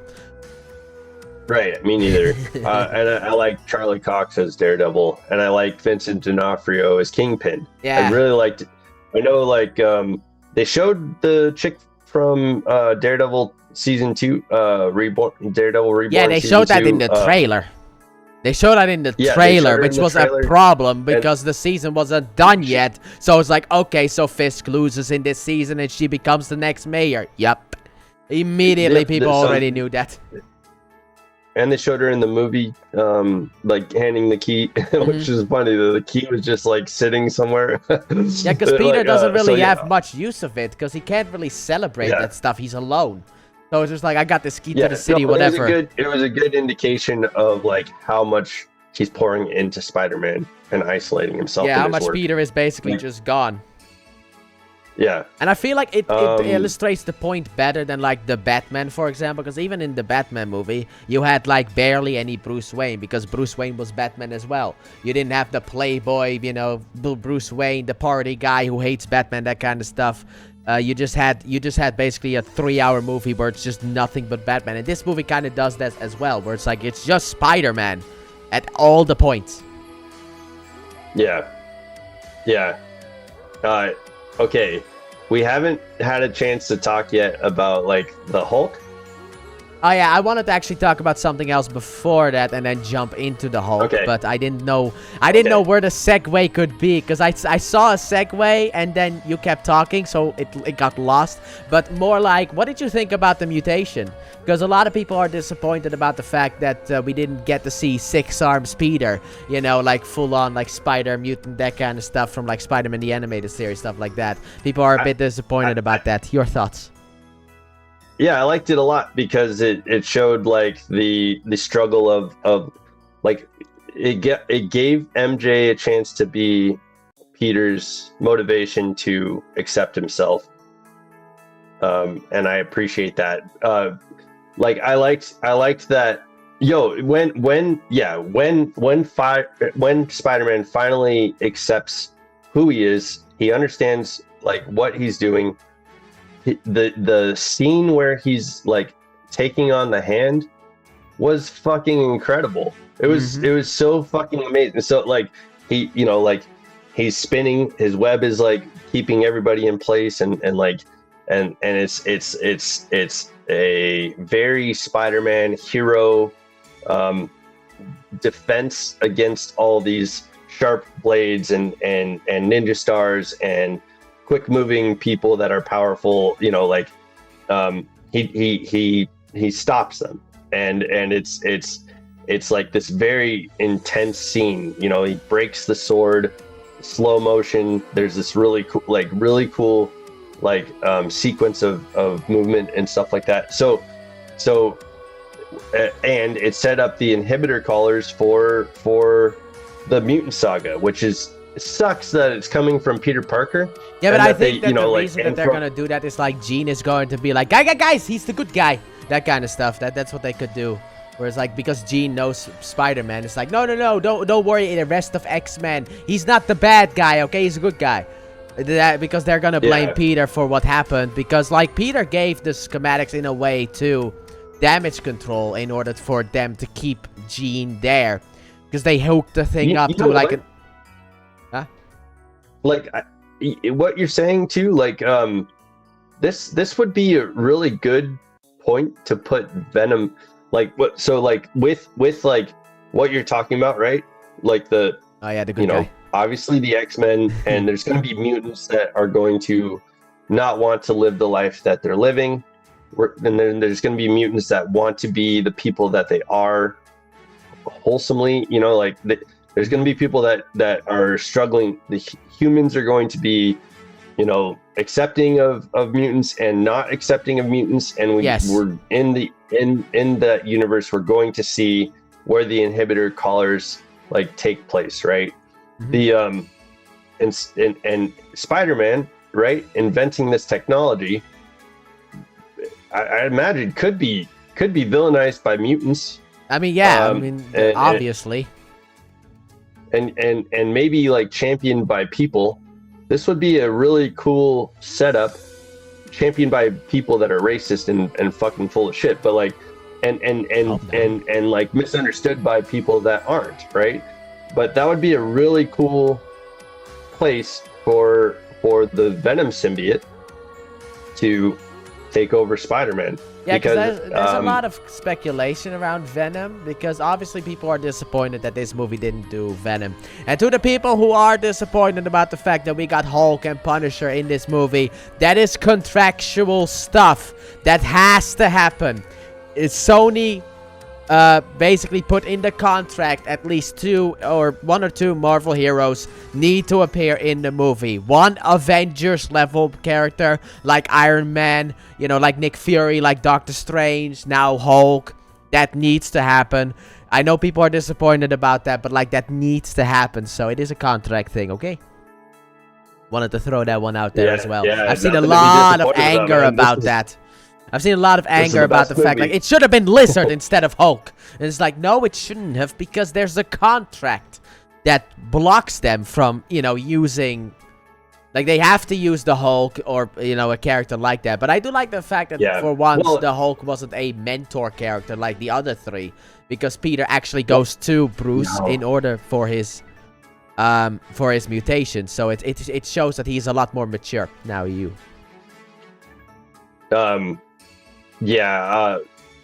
I'm not ready to talk about the Hulk. Hold on. What were we talking about? You just said we needed to talk about the Hulk, and then it's... I do want to talk about the Hulk, but we were talking about, the inhibitor collars, Venom maybe being in, and then you said something about the movies like being under contract. Oh, so sorry. Yeah, okay, I'll go back to my Venom point. My Venom point is simple. Secret Wars is coming, so maybe he gets the suit in that one. That was my point. That was my point. Okay. He in the Secret Wars comic books, he gets the symbiote suit for the first time. Which, please, just make it a normal suit. Don't make it all alien-like. The whole point of like the symbiote is the fact that it mimics the fabric of like the normal stuff. People want the full-on alien thing. I don't. I want the normal fabric. But like maybe he gets like the black suit in Secret Wars to fight against Doom or something like that, because it is Secret Wars after all. Or maybe the thing from Venom is going to come back and attach itself to Peter, and then we're gonna get maybe like Spider-Man 5 where we have black suited Spider-Man. So the Venom situation is going to be hopefully what we get out of Venom. What I want to see is Peter Parker overcoming the will of Venom, the symbiote. Mm-hmm. And the symbiote, so far what we have is this adorable kind of puppy that Eddie Brock gets to use as like a superpower, but like Agent Venom or something. Yeah, almost, right? Like they definitely, that's where the comics definitely brought Venom. to like a hero. Yeah, but we But, need like, that I think earlier with stuff. We need like Spider-Man- Spider-Man 3 Venom, but then more. Yeah. Well, honestly, no, we don't need Spider-Man 3 Venom, but No, I mean we with the definitely need mindset Peter must that- die. That's that- what I mean. Like the violent Venom, yeah, the we need evil the Venom. arc of the dichotomy between how Venom wants to like obliterate and kill and destroy and warp the mind of Peter Parker to be dangerous and a threat and all these different levels of danger, right? The villain, Yeah. And have Peter Parker overcome that. Yeah, maybe we can even have like a so- Sinister Six in a movie like that, where Peter just takes them all out super violently or something like that. I don't know, just a thought. Right, exactly. Popped into my head. Yeah, exactly. Might have been I like mean, that Spectacular would kinda Spider-Man gloss reference, over. but I don't remember. Yeah, yeah. No, you're right. Right. Yeah. But yeah, I don't know if I don't know if we get a Venom story, but what I don't know think either. would happen if we do is Tom Holland would need to be like ready to tell whatever story that they can with that like with that relationship between Venom and Peter Parker. So Yes. it needs to be exciting to Tom Holland, and he needs to be passionate about the project. If it's just going to be Venom slop, I don't think Tom Holland's going to be interested in it. I don't think Marvel would do that, to be honest. I don't think Marvel would go Well, that I don't think far. fans want to They, see. Sony I don't think definitely fans would wanna go that see. far, but Marvel would Sure. probably reel them back in, like "Up, up, up, up, up, up, up." No, Yeah. none of that nonsense. Like because like there was like a rumor that that Sony wanted like another multiversal Spider-Man movie this time around, because of the fact that the last one made all of the money. And then Marvel had to reel them back in and be like, no, we need to do more street level stuff. We can't have Andrew and Toby back again for another multiverse adventure. We need to actually go back to street level stuff. Come on, what do people want? But also, I think they did an amazing job. Yeah, but like also, I don't What know else? when we get Spider-Man 5, because right now Destin is going to be busy with the live-action Naruto movie. Apparently, that's what he's working on now. So we have to wait for that to be done before we can get into Spider-Man 5, because everyone wants him back, and the the writer who assisted with the script, because apparently he's amazing. Because there was like a writer that Tom came on Holland set. and Zendaya said that they're taking a break from acting for right now too. Yeah, but Tom Holland said that before. But the- That man just says that all the and time. What brought Tom Holland out of that break was the script for Spider-Man. Like Zendaya and Tom Holland read the script, and they were like jumping up and down in their living room. I feel like excited the about the Odyssey might movie. have also had something to do with it, because he was in that movie too, and you don't say no to Christopher Nolan. You just don't. You cannot. Yeah, I don't think you say no to can- Christopher you Nolan. cannot, but- okay? You can't. Yeah. If Yeah, he I wants think- you in I a think movie, you're Christopher gonna be in Nolan's- that movie. Even if it's the smallest role on this earth, you say yes. You say yes, because you never Yeah. know where it leads. It is Christopher Nolan, after all. Because Yeah. like those movies came out, like that's what people are talking about with Tom Holland being such a big actor. He is basically in $1 billion movie, potentially 2 with this idiot. Like this movie is on its way to make potentially more than Avengers movies. Like it's on its way to like potentially ending close to like Avatar and Endgame, that kind of stuff. People are thinking it's gonna be like 2.5 to 2.7 Yeah. billion. So it's like this man has like a Spider-Man movie that made all of the money, and funny enough, it only had the Punisher and Hulk and, Jean Grey technically, but that was still unknown. But, like, it didn't have, like, the last movie had all of the nostalgia Oh. with, like, Toby, Black Widow Andrew, also. villains. What? Yeah. Black Widow too. Yelena was in there. Yeah. But she was not a big part in the marketing. I mean, I'm talking about marketing specifically. Oh yeah. Because like that's Yeah. why people go to the movie. They go to the movie because of the marketing. If you have good marketing, you get a good, you get good audience turnout. And people knew Hulk was in it. People knew Punisher was in it. People knew Jean was in it, because everyone knew Jean was in it. Even you said it to me when a couple of months ago. You said to me like Jean and stuff. Like even you were like, yeah, it's Yeah. probably Jean. So like everyone knew that as well. But like it didn't have the nostalgia. Like the last movie had Willem Dafoe's Green Goblin. You have like Doc Ock, Sandman, Lizard, and Electro, plus like the 2 other Spider-Man. Obviously, everyone is going to flock to the theater, and this might outgross that movie by just being a grounded Spider-Man movie with just Punisher and Hulk. And that goes to show, right? Like we don't necessarily need nostalgia to be driven to the movie. No, we just need good fucking writing. Yeah, good like storytelling, and that's what's gonna get people. That's gonna be what gets butts in seats. Good storytelling. Yeah, and that's just it. It's just like I'm still amazed by how much money this movie has made. It made like $1 billion in less than a week in theaters. But what? Like I thought that was this thing called superhero fatigue. Is that not here anymore? Did we cancel that? Is that canceled or is that still going on? I don't know if I. Because like Spider-Man movies have always made money. I've never experienced what people are talking about, but like. Yeah, but this is a general audience thing. I think every IP goes through, like Pokemon, right? Pokemon has gone through people hating on it.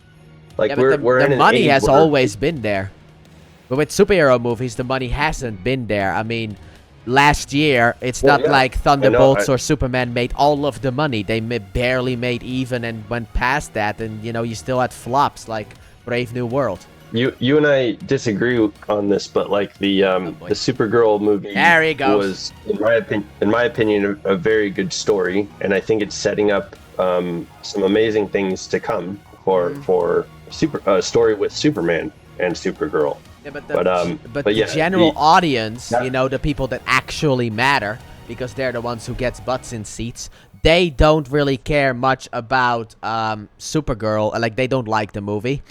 Because it hasn't made money. Nobody went back to watch that thing. And even then, they felt the superhero fatigue back in the day as well. Because, like, okay, yeah, they will go to a movie like Thor Love and Thunder and hate it. But it's Thor. That one has a recognizable name. But they're not going to sit down for, like, Fantastic Four for the 4th time.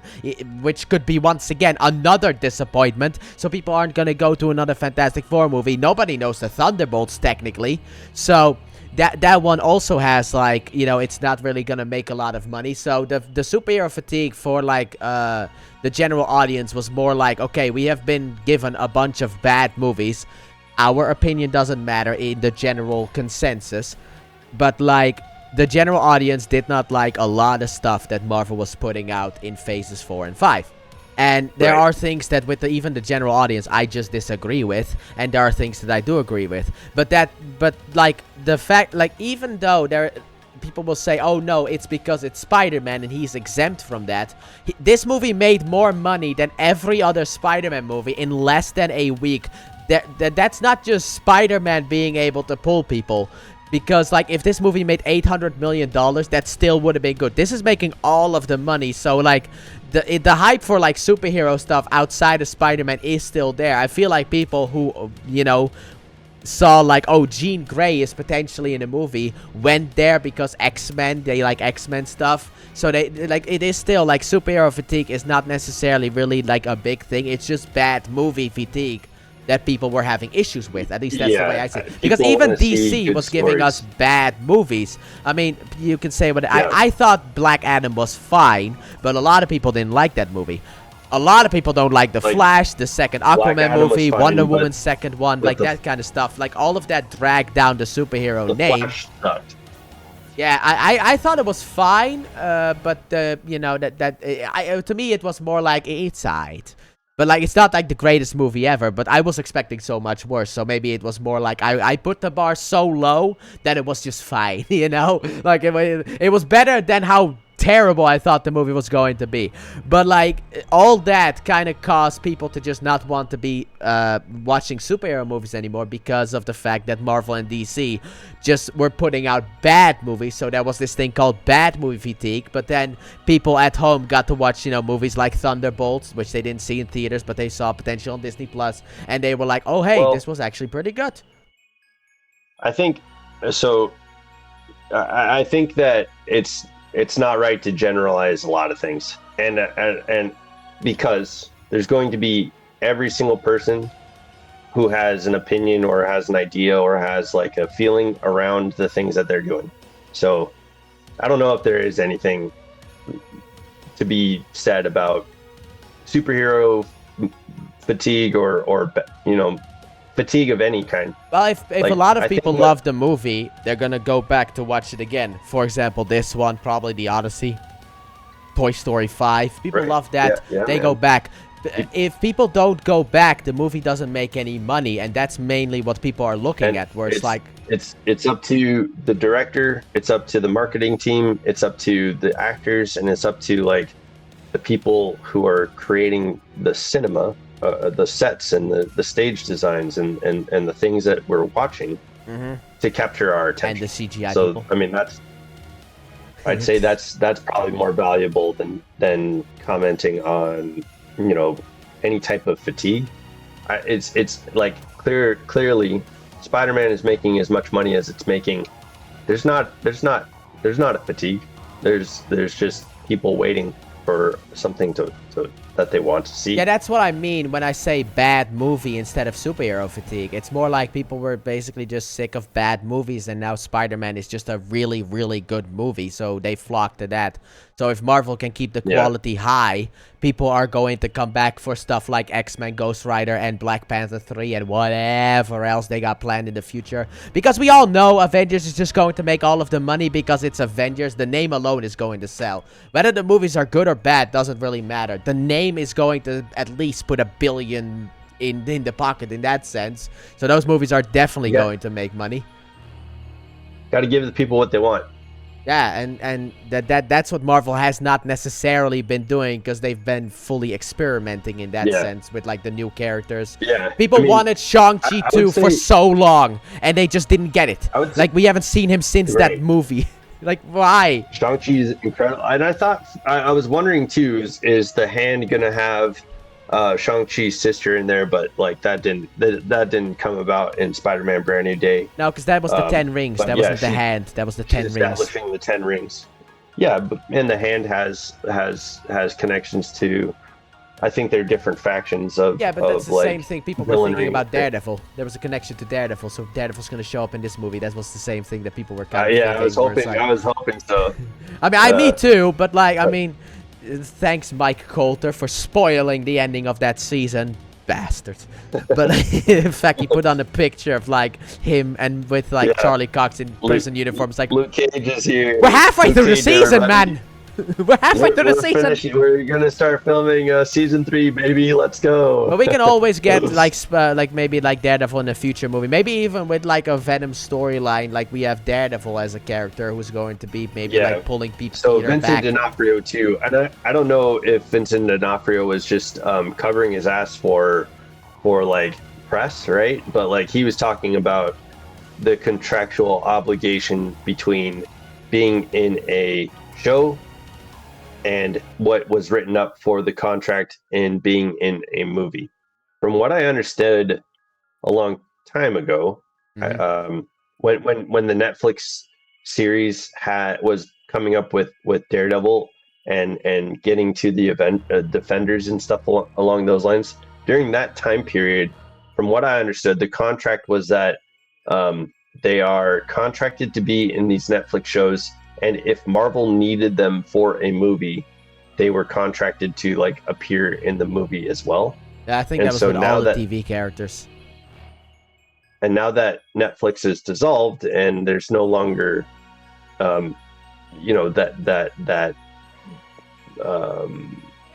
that series, right? That they're gonna be, they might have a new contract, and I don't know what the contract is anymore. Neither do I. But also we have like there's like saying that Spider-Man isn't allowed to appear on TV. In like shows and stuff like that, Spider-Man can't appear there because of contractual obligations with Sony.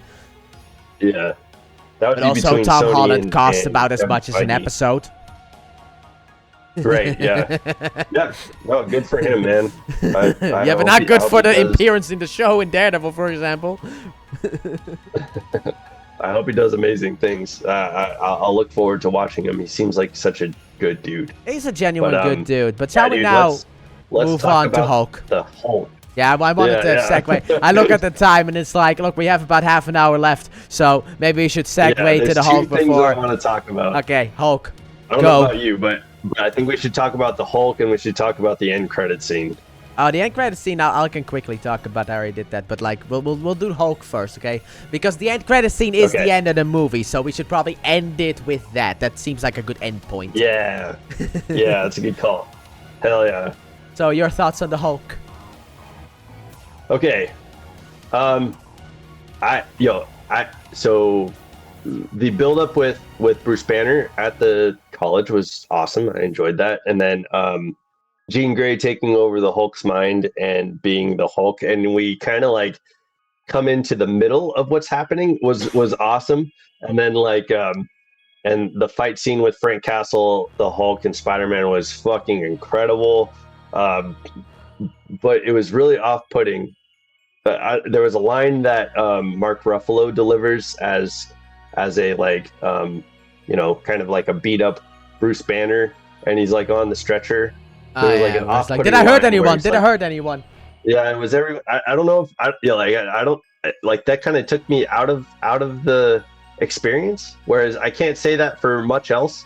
But for whatever reason, that line was just kind of like not delivered in a way that I felt like like Bruce Banner cared or like I think it was meant to be like panic and sentiment like around all that stuff, but also it might have been better, in my opinion, maybe to have Bruce Banner knocked out on a stretcher and bringing him, like maybe showing that he's breathing, and that way there was some maybe intensity around that. Yeah, and then also like them saying he's going to a psychiatric hospital. I found that a bit weird because technically Hulk is an Avenger. Like, why is he going to a psychiatric hospital? But like, for me, I said it back when the movie came out. After I saw it, I already said, like, for me, the Hulk in a way felt more like fan servicey, because what I meant was more like he's there for one fight and then he's gone, and there's not really much story there with like the Hulk. Because like we had Bruce Banner over the last 10 years in continuity. By the way, this takes place 10 years after Infinity War. We haven't seen Savage Hulk since that time, and he comes back, smashes around, and then is gone. I wanted more story with that, with him being like kind of like what Banner had in Thor Ragnarok when he finally turned back into Banner. It's like, dude, where am I? What happened? Oh my god, how long has it been? What happened? And it's like, yeah, dude, we're on a different planet, that kind of stuff. So Hulk could have been like, it has been 10 years. He's been locked up basically in a cell for 10 years. But I also feel like this is just kind of like the problem Marvel has with the Hulk. Since they don't have the movie rights, they can't do any of the cool Hulk storylines. So they basically just skip all of that, even with like going into Smart Hulk. Apparently in the comic books, there's this big storyline for Hulk and Banner to like accept each other, and Smart Hulk in a sense to be born, with like the abuse that they suffer, but that Banner suffered back when he was a kid and all that. I don't know if that's true. You'll chime in later to talk about that once I finish my point. But like all of that is basically thrown out because we can't do that with the story, and that's how I just feel about the Hulk. To me, the Hulk is just in a way like a big waste. But it's Marvel's fault, not this movie. As I also said in my review and spoiler talk, like, it is not this movie's fault specifically. This is just how the Hulk has been treated forever. We had one Hulk movie that kind of dealt with the dealings of the Hulk. But since Universal has the rights, and Universal wanted Edward Norton and Marvel wanted Mark Ruffalo, and Marvel got the winning one, Universal just doesn't want to make movies with him anymore. So we never get a Hulk movie. We never get a good storyline for the Hulk. So everything needs to be crammed into this movie, Thor Ragnarok, or Avengers movies, for crying out loud. Now you. That was I have a question for you. Okay. If Marvel could get you a Hulk movie, what would you want the story to be about? What would you want to see in a Hulk movie? Well, I always wanted to explore the Hulk and Banner's past, as I just alluded to, which I kind of thought you were going to go into, but you went into the question instead, so that kind of caught me off guard a bit. But whatever. The thing is that, like, for me, they've already done so much with the Hulk. I mean, as you said, I think it was during, like, maybe it was during, like, Marvel, the Fall Guys, when you were talking about, like, the son that he had. And it's like that whole storyline is already gone. We already have had like World War Hulk storyline that's also already kind of gone. We can't really do that anymore because that was Thor Ragnarok. We already had like like what I would have wanted was a movie to be in between Avengers Infinity War and Endgame to deal with that. That is what I wanted. And I don't know what I want a future Hulk movie to be, because at this point I kind of just want the Hulk to not be around anymore. Personal thing though, because I feel like they just wasted him too much, that it's like if they take him, like if they kill him, for example, against Doom, heroic sacrifice, obviously, you know how it goes, you gotta do that, it's a classic thing, it's just how it works. But like something like that, in order to, just to kind of get him out of the story, because like it feels like he already is wasted. And it pains me to say that as well, because I like Hulk. I like every time I watched the Hulk show that came out in the 2010s.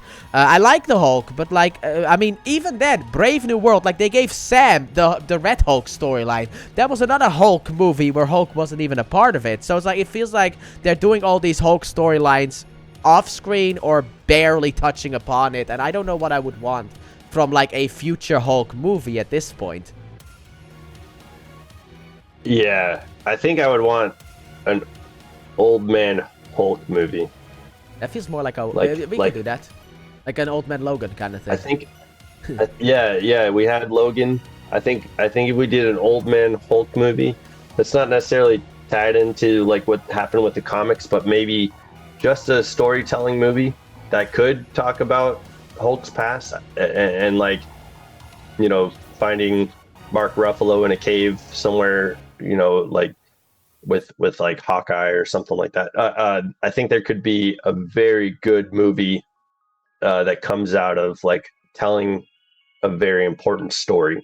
But yeah, so it's interesting because like typically Hulk is like a Jekyll and Hyde type story, and I think Jekyll and Hyde is a theme for the ages, right? And yeah. I think that's a very valuable understanding of authenticity and self, because oftentimes there are people that are performative, right? And we have to like we feel as though we have to put on some sort of idea of what people want to see. And so unfortunately, through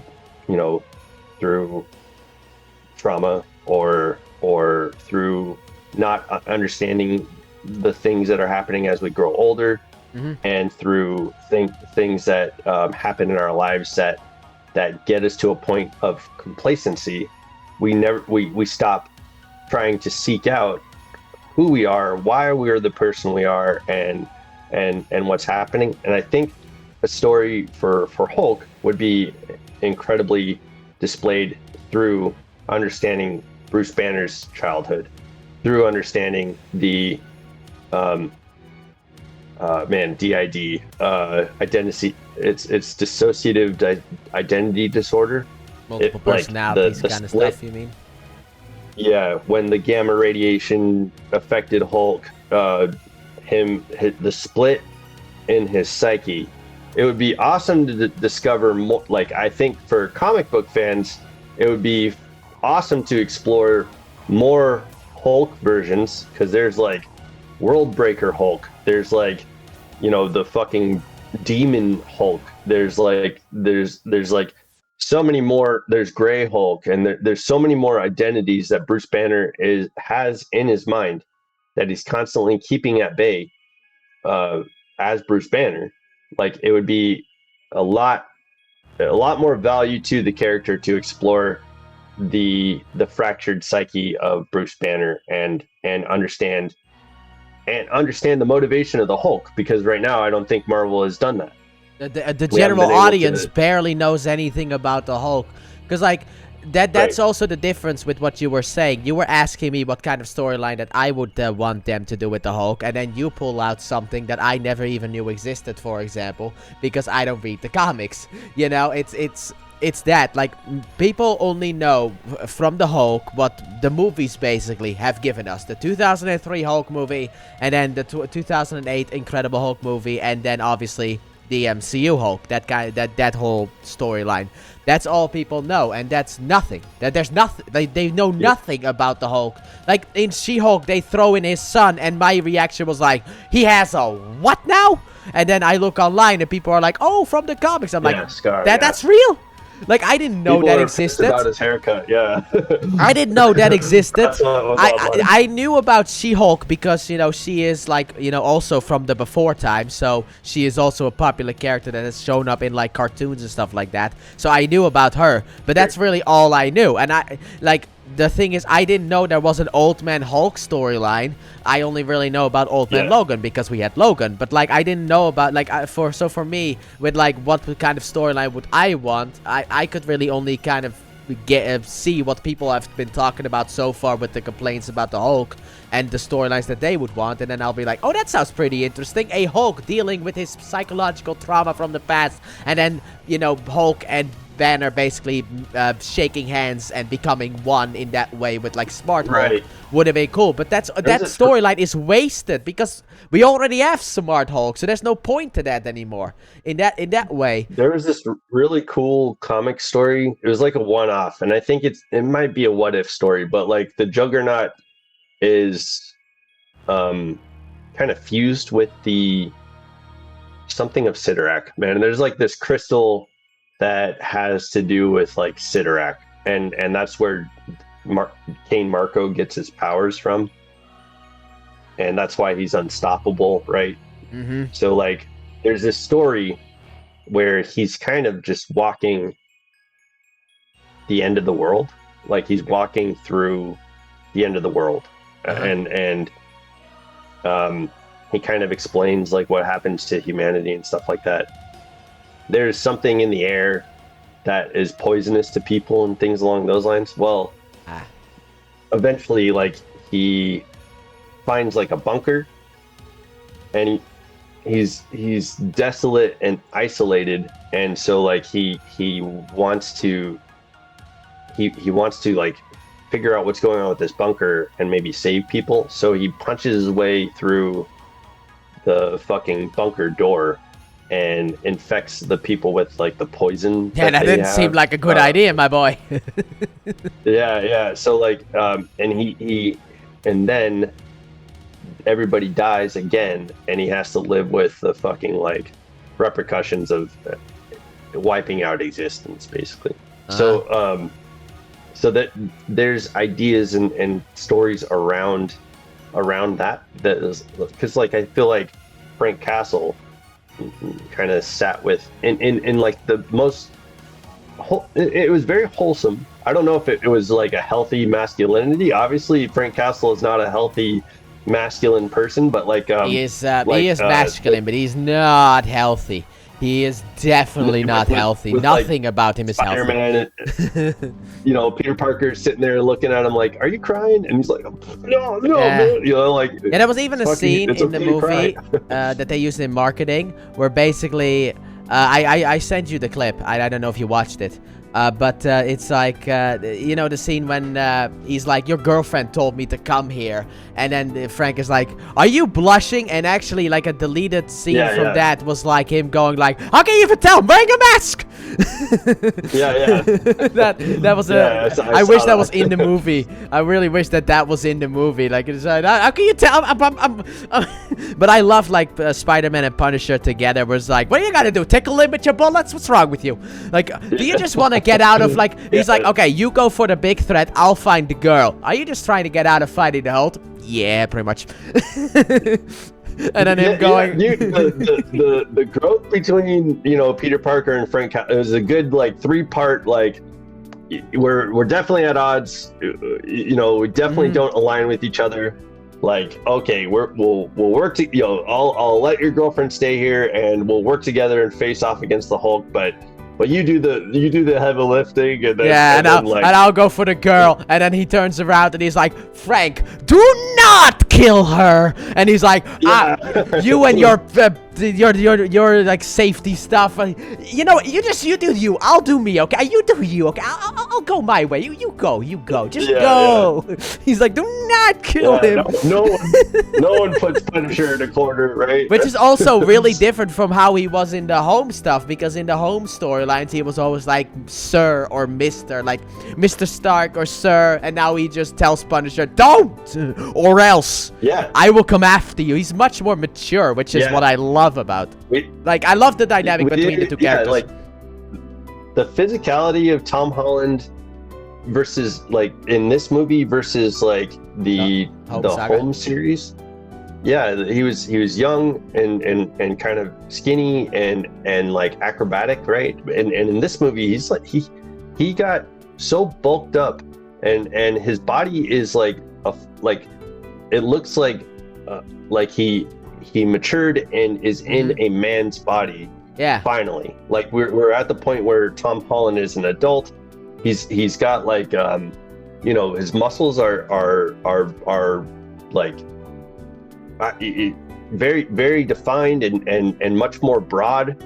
So but it still is healthy in his suit. It still is healthy. Like it's not one of those steroid buddies, which we also have seen in superhero movies, where it's like them taking steroids and just bulking up. Tom Holland seems like he has the healthy mindset of just working out instead of, you know, being steroid guy. Yeah, but like I think the point that I'm trying to make is that like it was a really very good transition for Peter Parker to go from being like the high school version of Peter Parker to now the adult version, and I hope that we get to. I hope that stays. I think that will actually stay, because even Kevin Feige said before this movie came out that like the home series was basically just the first act of the first Sam Raimi Spider-Man movie. That is what he came out and said, which, by the way, I find that a little bit of a backpedaling, because in Civil War, they kind of make it seem apparent that Uncle Ben died, he got the great power with great responsibility, and now we're moving onwards. And I think he backpedaled on that with like Far From Home, maybe not performing the way that, you know, the general reaction. Theme. That is such a valuable concept, and that's why Spider-Man is so, I think, resonates with people, is because we all have responsibility, and we all have the power that we have. You also got bullied in school. That was also a bit relatable thing for me anyway. Yeah, man, and like you have the power to overcome these things, and it's your response. You know, and that's what I love, the way that May put this, because it resonates with I think Spider-Man, this Spider-Man, Peter Parker, Tom Holland Spider-Man, probably did get the conversation from Ben, but I feel like Uncle Ben and Aunt May also believe in the same values of with great power comes great responsibility.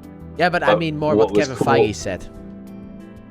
Yeah, no, I think, sorry. It feels like a backpedaling on, like, I'm not talking about the story, I'm talking about what he said, where it's like, it was always meant as the first act. That's not how it felt. It felt like a change in direction, because a lot of people, not everyone, but a lot of people are not necessarily the happiest with Far From Home. With, like, in that movie, Peter throws away responsibility so much, as if he's never gotten the speech before. And that's what people were really upset about when that movie came out. So it feels like No Way Home was more of a reaction to that, where it's like, okay, now he needs to get the speech, and then we'll just pretend like it always was the case. Like, that's what Kevin Feige is trying to say now. And now we have, like... No, that's what it feels like. With what he's saying. Yeah. I mean, I think that with this Spider-Man, we definitely wanted to be at a point with Spider-Man where we're not having to rehash the same Uncle Ben death and tragedy surrounding that. We don't have to like rehash everything. We can just pick up with Spider-Man where the Avengers are, and we can pick up with Spider-Man where Aunt May is. We can pick up with Spider-Man in high school, and we can do all this stuff without having to like do the Sam Raimi and the Andrew Garfield Spider-Man stories, and then they went full on nostalgia to do those villains anyway. Yeah, and everything that Tom Holland's character has done so far has had, and I think this movie, Brand New Day, does so well, is give us the understanding that we know this character and we are in this world with him that's lived in, and I think Brand New Day fucking captured that so beautifully. Absolutely. I like the way that the movie ends. The movie ends with like all the fucking like cuts of people in New York and just like different beautiful parts of New York, because it's like, this is the world that we live in. Spider-Man's living in this world, and so are you. Like, this is your New York, you know what I mean? Yeah, but I was actually thinking about something. When Peter does like the web thing towards the kid, what if he accidentally shot, because he now has organic webbing? So like, what if he accidentally shot the kid in the face? yeah. It's like, oh, sorry. Because like, I do like the fact, like, if there was one scene that I personally would cut from this movie, it was that scene when, after he for the first time uses his organic webbing, he then pushes on his arm to like leak it out, and then he goes, ugh. And it's like, did we need that? Did we need that? Yeah, dude. No, absolutely. Because it's like, it's basically, I don't need to see Spider-Man gag. But, like, as men, right? We're like, this might be inappropriate for YouTube, so I'll try and make it like as friendly as possible. But we all go through puberty. We all like start to understand our bodies and things like that. And so this was a perfect understanding of the male body. It was meant to be like, it's the way that Aliens does like body horror and make things look like anatomy, right? Like the egg opening up, and like some of the like, you know, female genitalia parts that like with the face huggers and stuff like that. It's the same thing. Like, no, actually, I think Alien, I'm sorry. It's the same thing as far as like visually, you're supposed to like get the understanding of this is what this has to do with. It's not the same thing as how terrible it is that Ridley Scott is making female body parts like a horror fucking thing. That's terrible. I mean, they do bleed every month. It is a bit gore. That's messed up. And it's what everybody who is a woman has going for them, and it's not a horror. It's just part of their life, right? Yeah, I know, but okay. I feel like they would want that to be gone from their life, if at all possible. They could just cut out the pain. Maybe, but because of that, we also exist, right? We are all here because of the things that our bodies do. So we don't need to go too far into that one, so let's just scale it a bit back. Tom Holland spewing like webbing out of his wrists is a representation of like the fucking same thing that you and I go through. Yeah, but it was the gag. Like I'm pretty weak towards gagging. I cannot watch people like gag or puke because I even have that personal issue with like if I see someone toothbrush, I already have to gag. Like I can't watch scenes like that. You got some assassin lore. I literally, okay, if you want to know the actual lore, every day, like I brush my teeth once a day. I know that that's not good, but I do it because of the fact that every time I brush my teeth, I have to basically puke. Not actually, but gag, you know? And I always make the joke that I would be a horrible gay man, which is just that everyone always laughs at that one because I can't deep throat, you know. But like that's just a joke. But like every day when I brush my teeth, I have to gag as well. Like it is basically just hell for me to do that stuff. So I'm just very weak to those kind of scenes. So for me, I would rather have cut that out. But what I actually did like was the fact that he was like, okay, Peter 2 could do this, I could do this. All right, the little Toby reference cool right there. Peter 2 had this. He was a cool guy. Yeah, he was. He did it. I could do it, you know? And then he just slams after everything, like Jean is possessing Scorpion, ready to like possess the other guy's mind, and then you're like, ah! Yeah. That stuff. I also very much like Scorpion finally being in the movie, but that was also like. Part of me wish we got more, but also I understand why. But like, it's basically 10 years in the making. That guy was promised like 10 years ago he was going to be Scorpion, and we finally get Scorpion. It was like, Matt oh my Gargan, god, yeah. so finally. If it makes you feel any better, about the gagging stuff, my thing is anything that has to do with eyes. I just wanted to say that before we go off into my situation where I can't, like, I get like body repulsion and like everything like clenches up in my butt, everything clenches up and I get like don't go into details. We don't need the details. Just clenching up is fine. My gut reaction is like puking. Is anytime somebody is doing something with their eyeballs, like oof, no thank you. So also, there you go. I wanted to make another little. It's not a complaint, but it's more something that I wish. When we see Tombstone, I wish he was gray. I don't like non-gray Tombstone. I need gray. I need him to be gray. Okay, I need him to be that. I found that weird. Just a thing that I also wanted to mention. Yeah. Well, maybe that's what you need. I thought it was kind of cool that they were redoing that cover art of that scene. Yeah, but if he was gray, it would have looked a bit better. It would have looked a bit better. Maybe. But now the post-credit scene. You can have that opinion. Hell yeah. Now we need to hop into the post-credit scene. What? Oh, now we need to. Okay, yeah. We have 6 minutes. Okay, we need to go to the post-credit scene now, or we don't have time. That's true.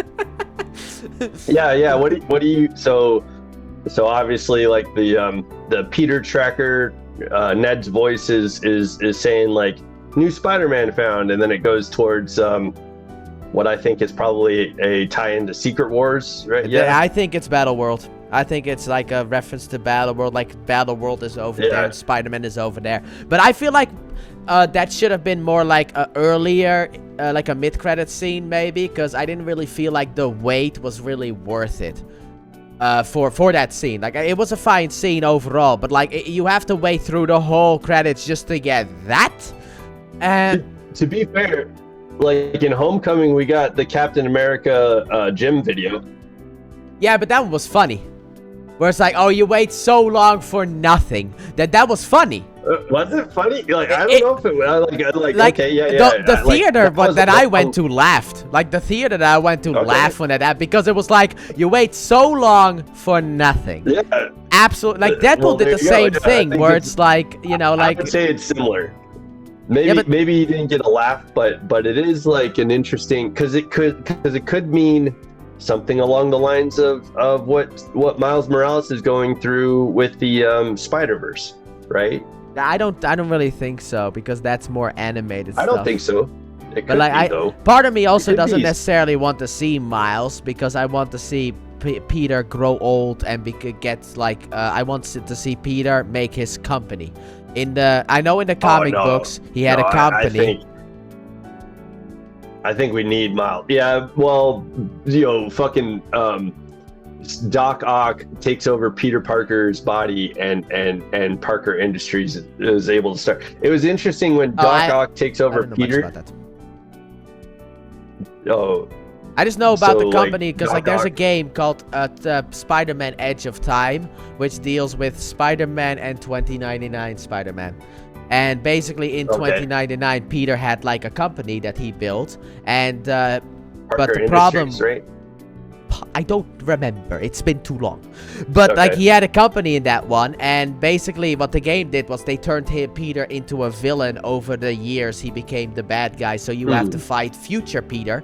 Like modern day Peter and 2099 Spider-Man have to, like Miguel, they have to fight against 2099 Peter, who is still alive but now has kind of turned, and it's basically showing the modern day Peter what not to become, obviously. But like that was more the reference that I was making with the company stuff, where it's like I just know it from that game. I just know he started a company in that game, so I kind of would like to see him become like starting a company, helping people, that kind of stuff, instead of killing him off so that Miles could take the stage. Well, I don't know. Peter's future is plentiful. We we could get anything. Yeah, but like I think the post-credit scene Tom, is Miles. No, not Miles. It's Secret Wars. That probably definitely is Secret too. Wars and Battle World. I think it's Secret Wars because we're dealing with the Marvel Sony picture, right? We're dealing with the Marvel being involved with this, and I think right now, with the Russos in charge of Doomsday and Secret Wars, the helm of every end credit scene is building towards what's going on with Doctor Doom. Yes, and also it's the end of the multiverse. Like, just the end of the multiverse storyline. Like, after Kevin Feige said after this, they're gonna streamline the universe more. Which I think is good. Also, I think he's learned from the past. Good. What I would say is that we're also getting that scene is Tobey Maguire's Peter Parker. I think it's Tobey Maguire's Spider-Man. Could be. That's what I would infer. But I would more go for like a Battle World type of thing, because I just kind of want to see that. It sounds interesting. Yeah. Obviously, never read comics and all, but it sounds interesting. And I don't know, like apparently Battle World is this big thing in the comics, and I don't think that they can really do that in Secret Wars. And people were like, maybe we could get like a Disney Plus special or like a show with like Battle World stuff happening, but that's never gonna happen, dude. Like, Marvel knows they don't need to tie the Disney Plus stuff too heavily into the movies, so it's like they're not gonna do something like that. We could get like a Cyclops episode. We could get like a Nightcrawler episode. I don't know if those X-Men are really gonna survive, to be honest. I don't know if the X-Men are going to survive Doomsday. No, maybe they're probably gonna die to show how strong Doom is, and then we're gonna go into Secret Wars with like our heroes. Well, Secret Wars, I feel like probably has to have, right? Like, okay, in my mind, I don't know. Secret Wars in my mind, Secret Wars probably needs to have a lot of stuff from the Fox era. Probably has to have stuff that we've never seen before, and probably has to have stuff that they're going to like keep, right? Things that they're going to kill off and they're going to keep from what we do know. I feel like they're going to basically kill off everything from the past and just keep the Marvel Cinematic Universe stuff, like stuff that's going to get sequel movies, like Black Panther 3, for example, or Jean Grey and Spider-Man. But like, I think maybe the nostalgia is here just to die in a way, because they're not going to keep those actors around. Yeah. Everyone's going to be recasted. Even Wolverine is probably going to get recasted, which that's going to be a hell of a job. No, he's doing this till he's 90. Yeah, okay, we can, I don't know, man. I don't know. I mean, I don't think he can do it, because eventually we're just going to get the Nick Fury scene from like Captain Marvel, where like, oh, they de-aged him to make him younger, but he still runs and moves like an old man. like when you see like Nick Fury try to do a punch, it's like, watch out, he's gonna break his back. He might throw out his back if he throws that punch. I get the physicality that Samuel L. Jackson is ready for in filming. Like, I know he's not interested in doing much, but it was like such a letdown to see him go from, you know, the Secret Invasion. Yeah, but we'll just pretend that doesn't exist. We'll just pretend that doesn't exist. I think that we're gonna have to, man, because like, I don't know, the Marvels didn't address it. What they did with Rhodey and Emilia Clarke's character and stuff like that, it was just fucking awful, man. I think Marvel is that. I think that's why, like, Marvel is just going to wipe all that away with the reboot and pretend it never happened at all. In that sense, that's the easiest solution that you can do with the reboot. Like, you don't need to address the bad stuff that came out in the past. For example, like Tatiana Maslany might never return as She-Hulk again because of her feud with Disney. But like, they can recast the character, get a new actress because we're in a new universe. That kind of stuff. Like, they can kind of wipe away the bad stuff or the controversial stuff and just start fresh. I think I have a bias about Tatiana Maslany, so I'm not gonna. You don't think? We all know. We all know. Well, maybe. But like, new viewers. But I'm talking about from like a realistic point of view, where it's like, I don't want her. I think she's a good actress. Look, you like She-Hulk, I don't. But I never thought she was the problem. I like her I like her as an actress, like as She-Hulk. I think the writing was bad. That's obviously my opinion, but still, I think the writing was bad, but she wasn't bad. It's the same with like Supergirl, for example. I didn't think Melly Alcock was bad casting. I think the script was bad in that way. So it's not like I want her gone. It's more like I think Marvel and Disney might just kind of like cut her out, because even Mark Ruffalo has kind of gone a bit against Disney as well, because of reasons that I'm not going to discuss on this channel. Okay, let's keep it as friendly as we can, even though we've been cursing the entire time, which is technically also a bit taboo on this channel. But hey, you know what? That's what you get with the discussion. But the thing is that like he hasn't been around like press. Like he hasn't done any press for Spider-Man at all. Like, we've seen John Bernthal, Tom Holland, Zendaya, but, like, Mark Ruffalo has been really, like, gone from, like, promoting the movie. And I think that might be, like, more of a Disney thing as well, because, you know, they don't like it when actors go against them, that kind of stuff. That's more what I'm referring to. I'm not talking about the fact that I hate Tatiana for, you know, the bad show potentially, but like it's more like I think realistically she might never come back and they would have to recast her. And because now we're gonna reboot everything, we can do whatever we want. Like, we can bring back Steve Rogers and Tony Stark by recasting them, for example. Like, we can do that stuff because it's a new universe. Anything can be possible. Marvel decides what they want to do. Like I said, they'll keep the storyline of Black Panther, like the T'Challa Jr. guy. They'll keep that. They'll age him up for Black Panther 3. But then also they might just kick out like Secret Invasion as a storyline at all, and Rhodey and all that stuff. Like, that doesn't matter anymore to the new universe. Kind of like what DC does, for example, with like New 52. If that's a good comparison, which I don't know. If I'm Disney, I don't want to get rid of Destin Daniel Cretton, and I don't want to get rid of Ryan Coogler. No. That would be an absolute punishment. Yeah, because they have shown that they have talent. Unlike Taika Waititi, they have actually shown that they have talent. He does not have talent. I don't like him. I hate him. I'm sorry. I hate him. I really enjoyed Thor. Thor Ragnarok was in my top 3, but it's not anymore. No, but like Thor Ragnarok was Marvel kind of like holding the chains on Taika, and Love and Thunder was the chains being let go because there was so much stuff happening. So I feel like Taika's true Thor movie was Love and Thunder. That is what Taika would make without the chains, because that's what he made without the chains. But for me, also as a person, I don't like him because of the fact that, like, during the promotion for Love and Thunder, he literally just bad-talked the CGI department, which you don't. This is your movie.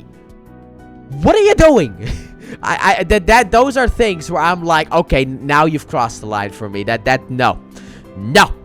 No, you're Batman. You are Batman. You are not Batman. You are a bad man.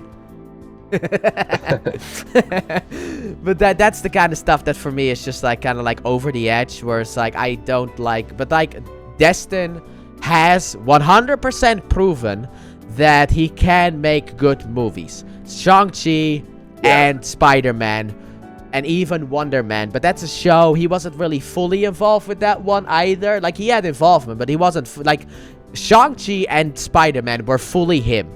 Wonder Man had a different showrunner. He was part of that in that way. Like, he wrote a bit for it. It was really cool when like Simon Williams was looking at the script and stuff like that. The script that he was looking at, the way that it was written in the show, and like how we got to see it with all the notes on the side and stuff like that.